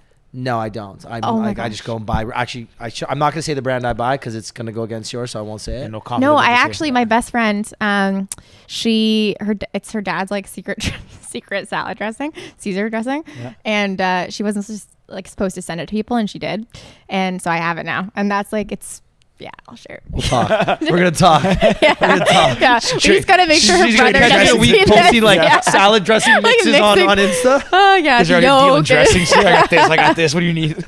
No, it's so good though. Yeah? Really, really garlicky, but That's like amazing. my dad makes homemade garlic, like homemade.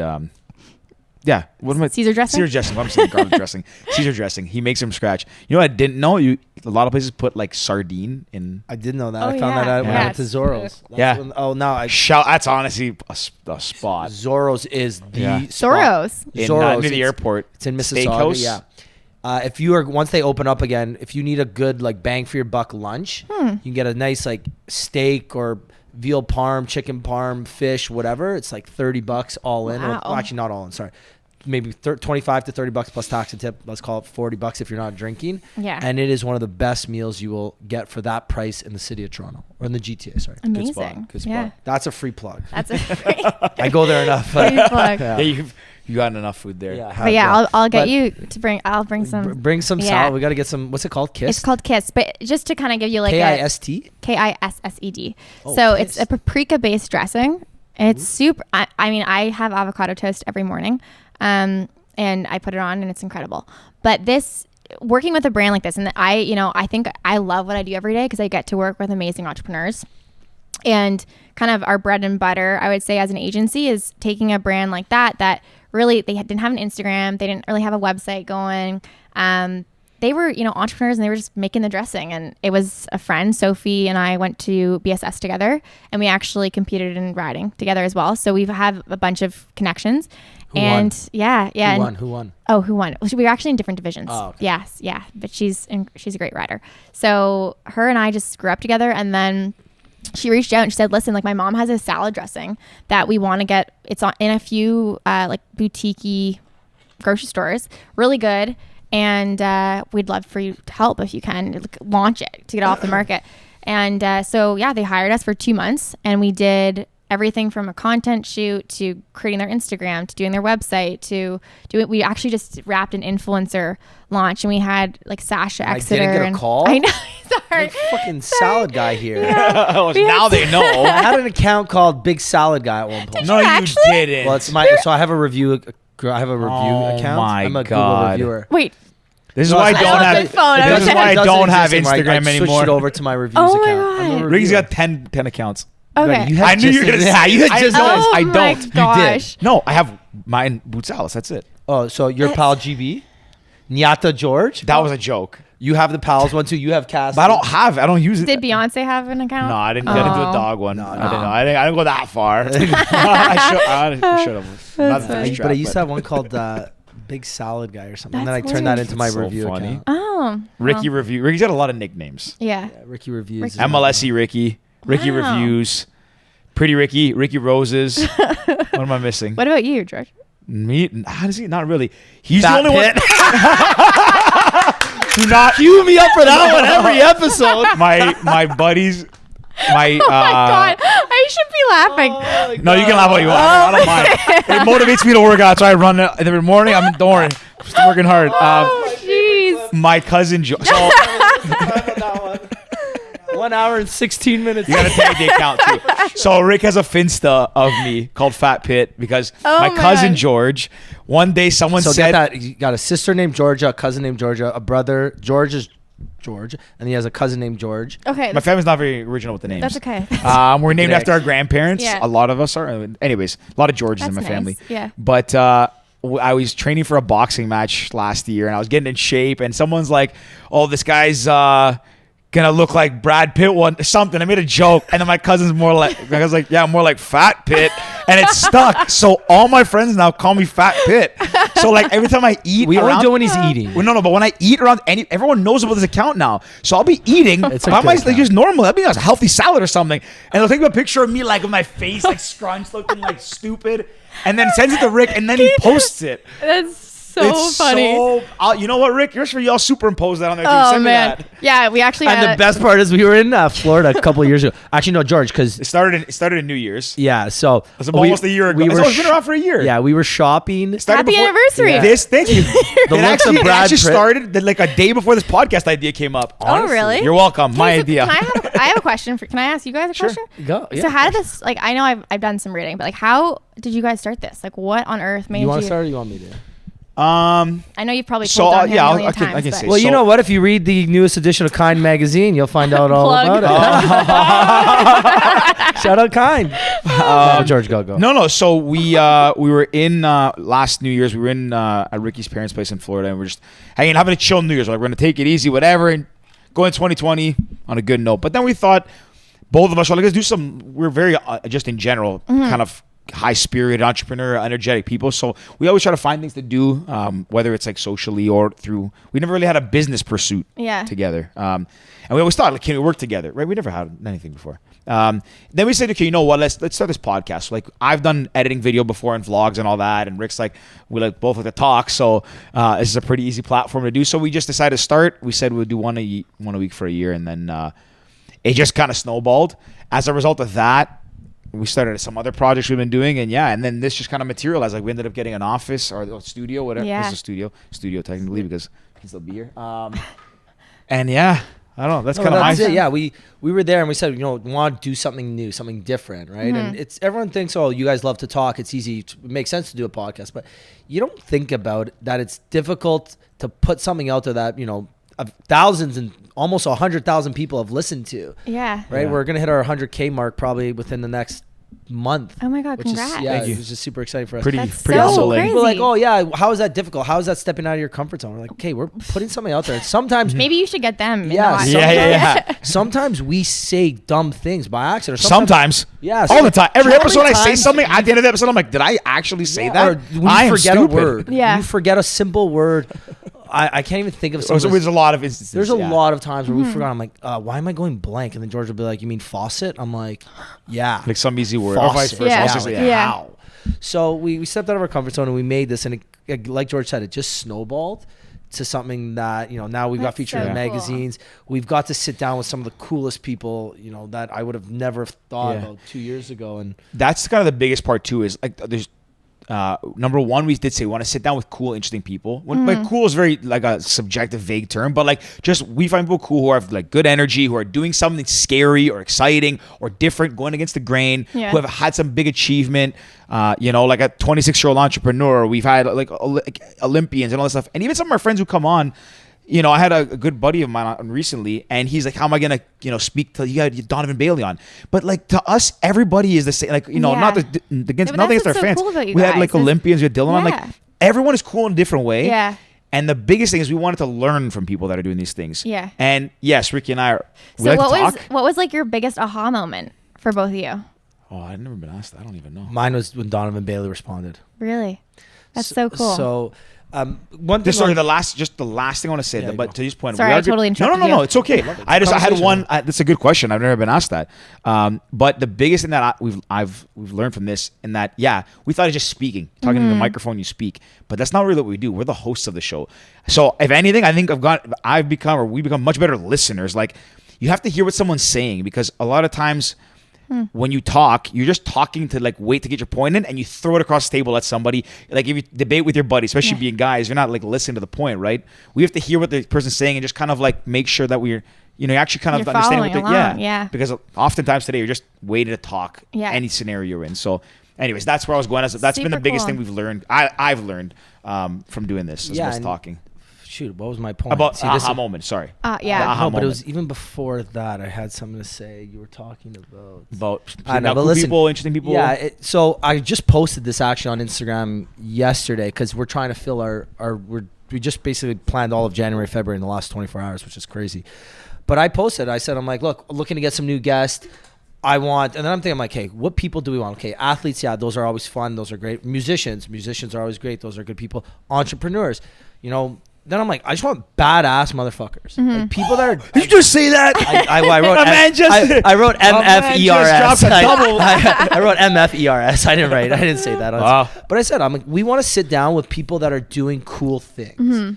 And sometimes we have people that we don't even know that they're doing cool things until we have them in the hot seat, and then we're like, yo, like, Yeah. what, you are a top 20 gamer in Canada? How did we not know this? Right? Yeah. It's our best friend. Yeah, too. it's one of our best No friends. way. So we want to sit down with interesting That's so and exciting cool. people. So now it's at the point where we're getting pretty big. So we've got people pitching us ideas, which is super cool. And again, would have never have thought that a year ago that we'd have people asking us steady to come on. Oh yeah. Like our website, which is going to be up and running soon. People like message us on the website, be like, hey, I got this story, and like massive paragraph about them, like different Wow. PR agencies, which is just cool. But Well, I think you guys you've done some like incredible things, and thank you. no, Thank you. because I get We're it. Like making when some moves, yeah. but entrepreneur, it's hard. Like it's Yeah. not an easy thing, and I think congrats to both of you. Like really, during COVID, we basically stopped for about a month. We were doing some over the phone, and it came to a point where there was one day, I'm not gonna lie, we had 17 downloads in a day, or 10 or 17, and we averaged a few hundred, 500 a day kind of thing. We had 17 that day, and I just remember thinking, I'm like, This is worth it. or is this even worth it at this point? Like all the work on the back end. Okay, you got to keep up the marketing. You got to find guests, try and find sponsors, scheduling, and then you have people that, when we were smaller, didn't take the podcast serious. So like, okay, we're doing it at this time. Here's the calendar invite. You message them day of, oh, was that today? Yeah, I sent you a calendar invite. I sent you all the information, but you're getting 17 downloads a day, and you got to think, this person is blowing me off because they went out drinking, they're too hungover or something. Like, yeah. is this even worth it? But we stuck through it, and shout out Georgie, me and you. Yeah, honestly, Stuck guys. through it, and Pals. here we are again, getting some days you got like 1,000 downloads in a day, and you're like, holy shit, like No, it's we're super two cool. average Joes. Well, maybe not average Joes, but We're average Joes. we kind of are average Joes. So Who would have thought 1 year ago Fat Pit became a professional podcaster? That's how we got on. I remember now. I brought it back. So we were shopping man. in. How did we get it? How did Fat Pit even come up? Oh, nickname. Oh, sorry. Salads. Before I answer your the question, I don't have many nicknames. Yeah. Literally, I think you're the only one that calls me Georgie. Oh, really? Yeah, I don't know why. No one ever calls me that. I just noticed that recently because like you and then my buddies call me, like, my last name is Bootsalis. Some of them call me Bootsy, but other than that, I'm just Mostly really George. Yeah, you're literally Yeah. George. Yeah, I'm just George. The Fat Pit thing, when we were at a store, one of those like those kind of What? Tunes or something. I forget what the store's Tunes. called. They sell like T-shirts, like weird, little kids buy them. They probably got like boobs on the T-shirt, Yeah. like dumb T-shirts, like Yeah, All yeah. the So we walk into the store and there's a shirt that says "Virginity Rocks." So Georgie put it on. That's the you have a picture? That's the Fat Pit picture. It's the Fat. I didn't even know that was the picture. I don't know Oh if my there's a cow. I don't have it. goodness. Can you please like send this to me so I can see it? I think it's in Spanish. The Fat That Pit. is so funny. I think it's. Watch. Hold on. Oh man. Is it? Can I see that too? Oh, hold on. Yeah, there you go. Oh. Virginiata Rocasi. Virginiata Rocas. That's so great. That's literally it. Man, it's got 81 followers. Like for Wow. a Finsta, it's not bad. 82 But tonight. I'll go I've got some good like. Hit me up. throw you a follow. Yeah. There's some good ones. I mean, Oh George my travel a lot, so you God. always get Oh some my good travel God. content. That's so great. But back to the real question, the aha moment. Oh yeah, I forgot about that too. Man, Sorry, really? I'm asking a lot of questions. This is why. This is also like I also love this about this podcast. We tend to go like this a lot more. Yeah. We're getting better at like Yeah, remembering but you all bring and it back. catching them. It's really Yeah. impressive. Because before we would like everything be in the air and then we wouldn't know where to go. Yeah. And I think I don't know how you remember that. The aha moment, I wouldn't have but remembered that. because of the fact that we're not a typical interview style, and everyone always says, "Can you send us the questions? Can you send us the questions?" And I'm gonna just copy and paste what I normally say to people. No, just put in the title. There are no questions. Yeah, I think you said that to me. Yeah, we literally said it's a conversation. No, but I like there's- it, yeah. There's a couple key points we usually will have in our head that we want to talk about, but normally we just want the conversation to flow naturally, and that's Yeah. why what George said earlier about being good listeners. that's exactly what we do. We ask a couple generic questions, and we always have some. If we hit a stale spot, okay, what's your favorite place you've ever traveled to? You know, tell us something interesting. And then, you know, the ones at the end, what's 2021 going to look like, or what's on the agenda for the rest? You have those backup questions, but normally and lately we don't even ask some of those generic ones anymore. Sometimes to wrap up we do. Yeah. But it's all about listening to what they say, catching key moments, key things. And I think the best example of that, in my opinion, still is the Penny Alexiak episode, where she was talking about, she's Olympic gold medalist swimmer. Yeah. One of the greatest Canadian swimmers of all time. Probably the greatest Canadian swimmer of all time. Yeah. And she mentioned something like, I won't go in the water. We're like, and like, I won't go in lake water. We're like, and I made a joke. I'm like, oh yeah, I swam in lake water too. It's so gross. She's like, yeah, it's gross. And like, I'm scared of sharks. We're like, wait, what? She's like, yeah, like there's sharks. We're like, it's a lake. She's like, yeah, but in my head there's sharks. I'm like, holy fuck, I completely get it. Because when you're swimming in a swimming pool, you're the last one in. You're like trying to rush out because you think there's a shark coming to get you. But right before I deleted my Instagram, there was something on Instagram that they discovered a shark that is in lakes in the States somewhere. What? Freshwater sharks now. I'm gonna send that to Penny. Yeah, I think I was going gosh. to, but yeah, I wanted to mention that. But the aha moment. What's yours?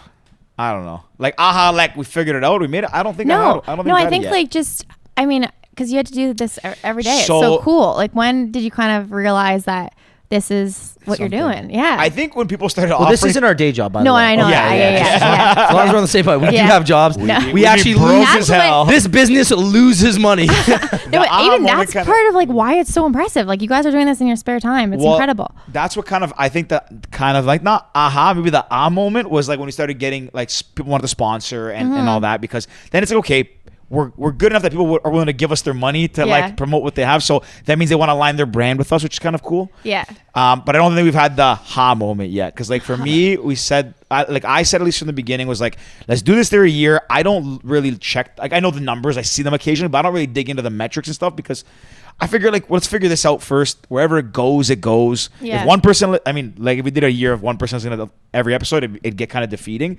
But I knew we were growing and we're doing like, you know, we get better feedback. We're guests. So like we're getting there, but I don't think we've had the ha moment yet. That's good. For me personally, getting Donovan Bailey was like a cool thing. Because when we first started, I remember thinking, I'm going to get Donovan Bailey. Wow. And I DM'd him, undM'd him, DM'd him, undM'd him. When I mean for literally like 4 months, I did. And then one day he checked it and he's like, yeah, sounds good. Amazing. I think he's like, send me some info. And I'm like, holy shit. I'm like, I remember like running in the schoolyard as a kid when I was like 10. Like, I'm Donovan Bailey. And I was the slowest kid on the track. But that was like a really cool moment for me. Because then once you got Donovan Bailey, like, a lot of other people started to kind of fall into place. And it was super cool. Donovan was one of mine. What was your aha moment? You're gonna say that. I knew you were gonna say that. I knew you was gonna on it. See, we're getting there. Our aha moment. What is yours? Sitting by yourself in Vancouver. Yeah. Yeah. No, honestly, I think it was like one of those kind of like low points where you're like, what the hell am I doing? And it was probably my biggest aha moment was I had my contract still with one of my Vancouver clients out west, and I flew from Vancouver to Toronto for an event in Toronto because I was working like, you know, across the coast. So flew here for an event here, got on a plane and was already there within 24 hours. And I was on the plane by myself. Middle seat. Yeah. Just sitting there. Yeah. And I just remember being like... were you in the middle seat? That would be no. weird. That'd be so weird. Just the idea, like usually people with no friends sit in the middle seat. Yeah. True. I might do it one day. Yeah, and I think that was really one of my biggest aha moment because not that I was doing anything, but it was just I was on the plane and I'm like, what the fuck am I doing? Like this is my life now. Like this is my job. There's no one really. It's just me. Yeah. And doing that was probably one of the. I was exhausted, but it was so cool. It was like, wow, I'm actually doing this. And this is my life. So would you define that like not like you just said like not aha like you made it, but was it maybe like aha like happiness almost like yeah, kind of like it wasn't like an aha. I mean, to this day I'm like, okay, I don't know if I've still figuring it out. Serendipity? No, serendipity. Not is it? Yeah. Serendipitous is like being like just happenstance, being in the same area, right time, right place. Okay. I think that's. Yeah. Can we Google serendipity? Thank you.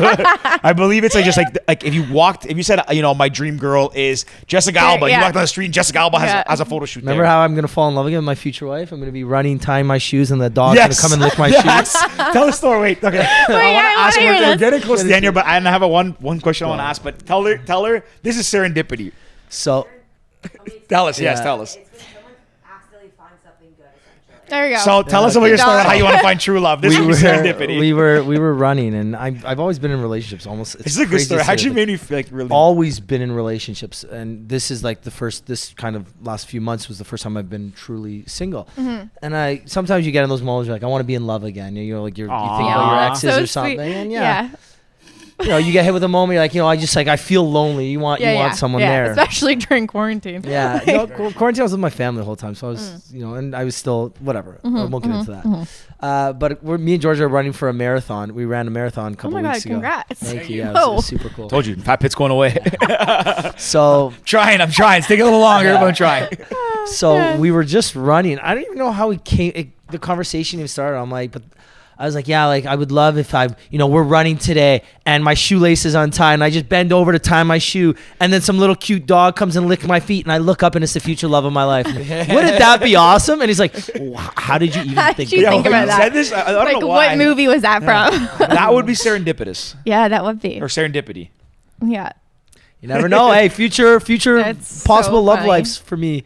Keep a look over. Walk your dog. Watch me running. Dog licks my shoes. Dog. Actually, no, this is never gonna happen. I double knot. Look, I'm just looking at my feet right now. Double knot. Yeah, but when it does happen, it's gonna be really Never not. That's how you're just trying to prevent love from happening. Double knotted. I'm done. I'm out of here. Honestly, again. we were like, this conversation jumped all over, but this has been a lot of fun. Oh, honestly, thanks, really, guys. really Thank Are fun. you for gonna steal having my me. wrap up again? No, No, but it's been so fun. I'm not wrapping. I'm just have a couple more.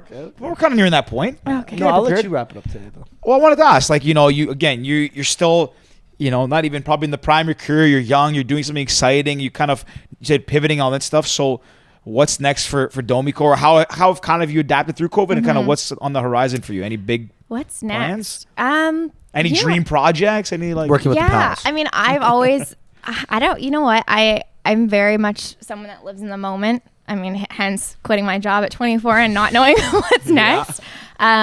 But I just genuinely love working with entrepreneurs. So I think it's just, I don't really know what's next. I think what I know is that whatever kind of comes our way as an agency, like we'll do it and we'll work hard doing it. But I would love to one day live on the beach. So, I mean, down the road, I guess I would, it would be a goal to expand into the US and potentially in LA would probably be that would be my dream. the hills? yeah, no. Well, she's legit. She's got the company. Yeah. Work visa's no problem now. Yeah. So one day, I mean, I would have to figure out how to get my dog there, but that would be 70-pound mutt. yes. Dylan. Jesus. Yeah. You gotta send us a pic. I will do my absolute best to superimpose him on that. Oh my God. You remember what time it was that? His ears are so funny. You remember the point? No, you don't remember. No, that's the other part. That was It's the part okay. we just. Doing great. Is it cold in here? I feel like this blasting. I feel like the cold air started Are you blasting. freezing? Well, I'm gonna hand you another sweater. Anyway, so that's very cool though. I think that's it should be the dream for everyone. Live on like a beach and like I think nice like sun all the time. I think Should too, be like nicer, happier. Yeah, I'm all about. I think one of the reasons I became an entrepreneur was the fact that like no one tells you how hard it's gonna be, obviously, and how many twists and turns you're gonna come across. But I think at the end of the day, I wanted a certain life for myself, and I knew that what I wanted, and the only way to get there was to do it myself. Yeah. And so I think it's pretty cool, like every day just doing it and doing it for me and the people around me, and we'll see what happens. I don't know. We Very love cool. That. Yeah. We love that. Yeah. Yeah. Honestly, very, very cool. People don't see the hard side, and people say Oh. you work for yourself, your own boss, or you have this big company and you make money. Like, it's true, you get different freedoms and you can dictate Yeah. your own schedule, You're but never there's a off. lot of like stress and pressure and all that. You got to make sure people are getting paid, all this stuff. And Yeah, it's a lot. There's good and bad. But you know what? Part of me, I'm so happy that people didn't tell me, because I don't Yeah. know. Not that I'm like definitely a risk taker for sure. I think any entrepreneur is, but I think if someone told me everything that went behind it, I mean, I don't know if I would have done it at 24, but I think if someone asked me now, what would you do? Like if you could I'm like, I would fucking just do it again all over and learn in all of the crazy ways I learned and all those bumps in the road. But you just keep plugging away. That's it. Yeah. That's really cool. Yeah. Love that. Well, good for you. Yeah. Thanks, I mean, guys. I kind of want Wrap it to. up, She kind of guys. asked, answered sort of my question. No, but it's okay. Let's do the proper wrap up. What is the proper wrap up? There's no proper wrap up. I mean, We what? always do that. Oh, okay. At least I usually do. Okay. So, Rick, take it away, Rick. Take it away.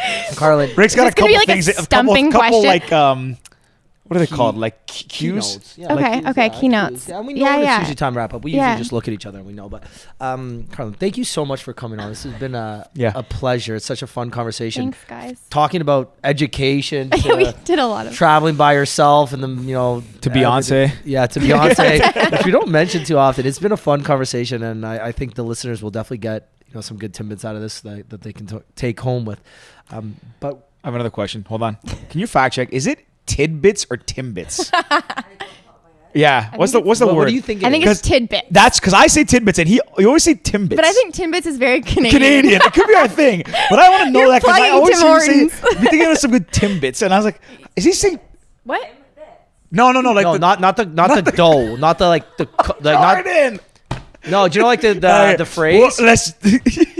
Not the phrase like that was a good tidbit. No, that's That not was so good. You know, like when you give someone a tidbit of information. Jordan.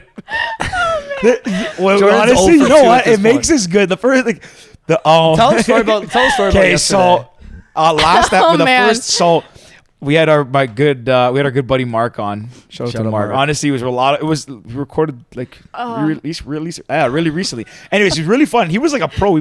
So Jordan's here, like she's like keeping notes, all this stuff. But Mark did like the first time he's like, "Can you fact check that?" Like, And he I'm pointed to her like, I'm like, "Wow, this guy's a pro." But because we were talking about hot peppers, and he said a pepper is a fruit. We're like, "No, it's not. it's a vegetable. So he goes, "Can you fact check that?" Jordan's like, "Yeah, it's a vegetable." So we're like, No, she paused, Yeah. looked at the computer. 30 seconds later, was like, it's a vegetable. We're like, oh, told you so. Yeah, so Mark's like, "Are you sure?" And we're like, "Yeah, we're No, sure." he barely even said, are you But sure? no. And then he goes, "Okay, whatever." Then like 30 minutes later, Jordan's like, "Hey guys, it's a fruit." And we're like, "What? The one job you had the computer in front of you?" Nah, Joy. Honestly, it probably It is made the nice episode having better. you. Yeah, It is this nice is having great. This is great. Um, Great addition to the team. But are we ready to wrap it up? yes, sorry, So I hijacked again, you. We're gonna say Timbits from now on. It's our Timbits. thing. It was my word anyway. Yeah. Yeah, I like Timbits Yeah, better we like than it too. Tidbits. Couple Timbits. Yeah. It sounds funny. That's why I I've always love heard it. you say. Hey, our logo's wrong. Our name. Wait, can I ask one more question? Yes. Yeah, of course. Favorite Timbit flavor? Birthday cake. No questions asked. Hands down. That was easy. Sour cream glazed. Really? It's either that or chocolate. I was gonna say dark chocolate. Yeah, because tart- it'd be yeah, yours, chocolate. But the sour cream one's good. It's like, I don't know. It's a weird It's super flavor. sweet. It's a weird flavor, but I don't know. I Yeah. always liked it. Yeah, interesting. Least favorite. Old fashioned plain. Yeah. That's easy. Who eats that? gross. So You know what's gross. crazy? My dad gets that donut. You know what's crazy? No, That's when you like order how I the feed my assorted, dog. when you order, that's Sorry, like 70 sorry, pounds. Chris. So whenever you order the He's assorted, skinny, he's very like, I feel trim. like sometimes they purposely throw one in there. It's like, who Oh, for sure. wants it? Because no one wants it. Everyone likes vanilla dip, the chocolate dip, the one with the red Okay. filling in the middle. Can we actually do a fact check on this? Are the Timbits the actual centers of the donuts? No, I don't know that. I've never. no, they're Have built you in ever- a separate thing. Okay, but then there was this like rumor going around that it was literally the center of the donut. Well, that's what they're called in like the States. If you go to Dunkin' Donuts, they're called donut holes. Yeah. Because yeah. that would imply that they come out and hold the donut. I don't know how I knew that. No, I think Tim. Wisdom. I think Tim Hortons has. Wisdom. I think your brother does something with Tim Hortons. Like, can't you just ask? Like, Yeah, no, okay, well, he actually doesn't because he's celiac. oh, Yeah, yes, I yeah, knew that. which I am too. It's your proper. Yeah, food we both are, and then my dad is gluten intolerant, but like he will down. So that a means loaf he of still he bread. puts it on the line for. Oh, he gets donuts, so eh? sick. I'm like, Dad, what are you doing? He's like, in there. I had to. hiding it from his wife. Actually, this is kind of a funny story. So, he's really good friends with Tom Brady. And Nope. he No big deal. Yeah, yeah. Drop it in. I don't know if you see his Instagram stories, but he's freaking on that like machine. And he's like TB12, TB12. So he was in they were quarantining in Miami. Tom was there with our family friends, and they were all there. My sister was there, and my dad is not a healthy like person at all. Well, I mean, he's trying. But He's on the fat pit diet. yeah. Honestly, if he could have like everything gluten, he would. And I guess when you're an athlete for that long, 17 years, why wouldn't you want to eat whatever you want? But he just can't. Like, he's got to be healthy and take care of himself. So Tom's there, and Tom is like really strict about what he eats, his workouts, and he has my dad on this like workout plan in Miami. And my dad's Imagine working Tom out. Brady's your like workout partner. Workout, yeah. Like, yeah, Health he's consultant. Like, I mean, who else would you want? Like, For but, sure. but then Honestly, you 42 kind of years feel old. bad like eating certain things, right? So my sister's there, and because they all went there from New York, and they had their dinner, and my dad is hiding, and my sister's like, Dad, what are you doing?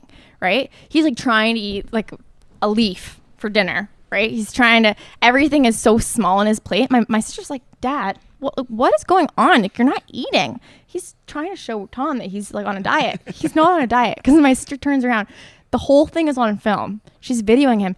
He's behind, they're in this little concave where the table is. He's like eating an ice cream cone, hiding from Tom that he's eating ice cream, because like he's just so against like yeah, sugar, yeah, for so sure, against, no. and there my dad is just like licking on this ice cream cone, like, Avery, shh. I'm starving here. Yeah, We need rabbit food. he's like devouring bread. Meanwhile, Tom just like, where's Ty? Ty. Love Yeah, that. yeah. That's so funny. One last thing, actually, before we do wrap up, I'm gonna get our good friends over at Queen Street Bakery. Okay. Do you know them? Yeah, I actually just did the influencer send out. Oh, They that's had not their fun. stuff. No, I would love to, but I just got introduced to them because of this Kiss brand. Yeah. We did an influencer send out to some people, and we included them Yeah, for the gluten-free bread. Their bread's make- amazing. Incredible. Honestly, it is Amazing. amazing. Yeah. So I'll get. Oh, I'm thank gonna put you in you. touch with Tony and Chio. Those Yeah, are the that'd be president and founder. amazing. We'll get them to send you and Thank your you family so a much. whole bunch of stuff yes. as well. Yeah, They're they actually just they posted something about Max because of something with, I think it was World Diabetes Day or something, Okay. because he's type 1. So yeah. Very So cool. yeah, we'll put you guys That'd all be in touch. incredible. And, Thank you. Create some Other entrepreneurs. pals Yeah, some more Synergies. pals. synergies. Some Yeah. big- So I can have some more Yeah. friends.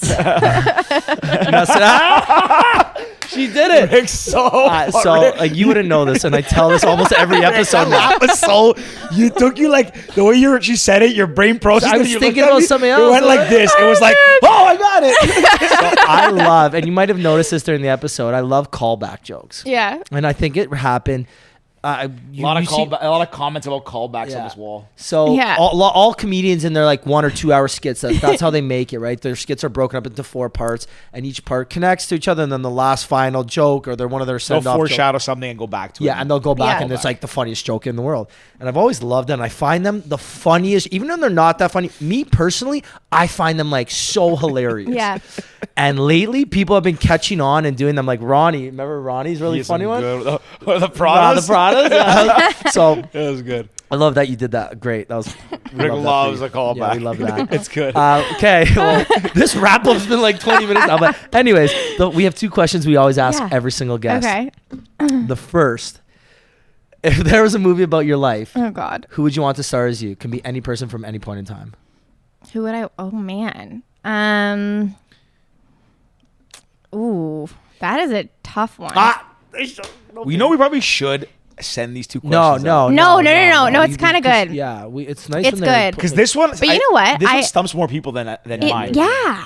Oh shoot. There's another one. I'm There's another one. just gonna take my Nah, this bathroom one will be break easier now. for sure. Carlin, you are funny. I like that. I like that. Okay. Does it have to be someone I like really like? That's an actor. Could be anybody. It's you. in Okay, a it's movie. me. Pick Me in whoever a you movie. want. It's your You know movie. what? So when I was a kid, and this is, I don't think I look. So when I was a kid, I used to look like Friday Night Lights, that little girl in that movie.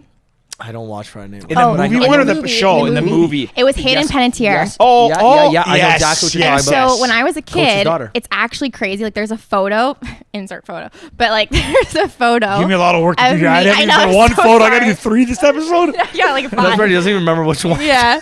The dog? Fat Pit in the photo. I threw in the fat. I don't know how I got that. Sorry. Hayden Panettiere, continue. No, but I love it. It's just funny because I don't think I looked like her at all, but there's this childhood photo that I have, and her and I look identical. So I always had that, like growing up, people, even though it was so much like I was way younger than her, it was just funny to see. But I really love Kate Hudson. So I'd probably say like Kate Hudson is hilarious, so funny. I don't know if you see her like you've ever listened to her podcast. No. Oh my god, guys! It's good? Oh, it's her and her brother, and they're so funny. I'll check it It's out. it's a good podcast. Yeah. Okay. They Is it talk as about good their as the life. Pals? Actually, you know what? You guys are up there Ah, together. Come on. But she had Dax, I think Dax Shepard on there. Yeah, Dax is huge. Because they used to date. And like the stuff that she I talks didn't about know. is so funny because His stories are crazy. his stories are crazy, and her brother's there, and I'm just like picturing my brother and my dynamic. We chirp each other all the time, like call each other pigeons. So I'm just like listening to this podcast as though that's me, my brother, and my sister, and it's called Sibling Sibling Rivalry. It's good? so funny. Good work. Yeah, Fact check. good job. She's on it. She's on it now. On the ball. Hey, you're doing great. So I'd say that. I'd probably I like say that. I love Kate We've Hudson. never I think got she's Kate so Hudson. funny. No. Yeah. All right, Georgie, wrap it up. If you could give one piece of advice to your younger self, what would it be? God. Don't get too hard on myself. I think I used to, as a kid, I was super, just like not a perfectionist, but I was so, everything had to like go as planned. And now I'm just like, there's no plan. You just fucking go. Like, it doesn't matter I what's. love G. Yeah. And you kind of just go and figure it out. And I think if I had a plan, I wouldn't be where I am today. So, It's Love not the ER, it's PR. yeah, exactly. And that's a wrap, folks.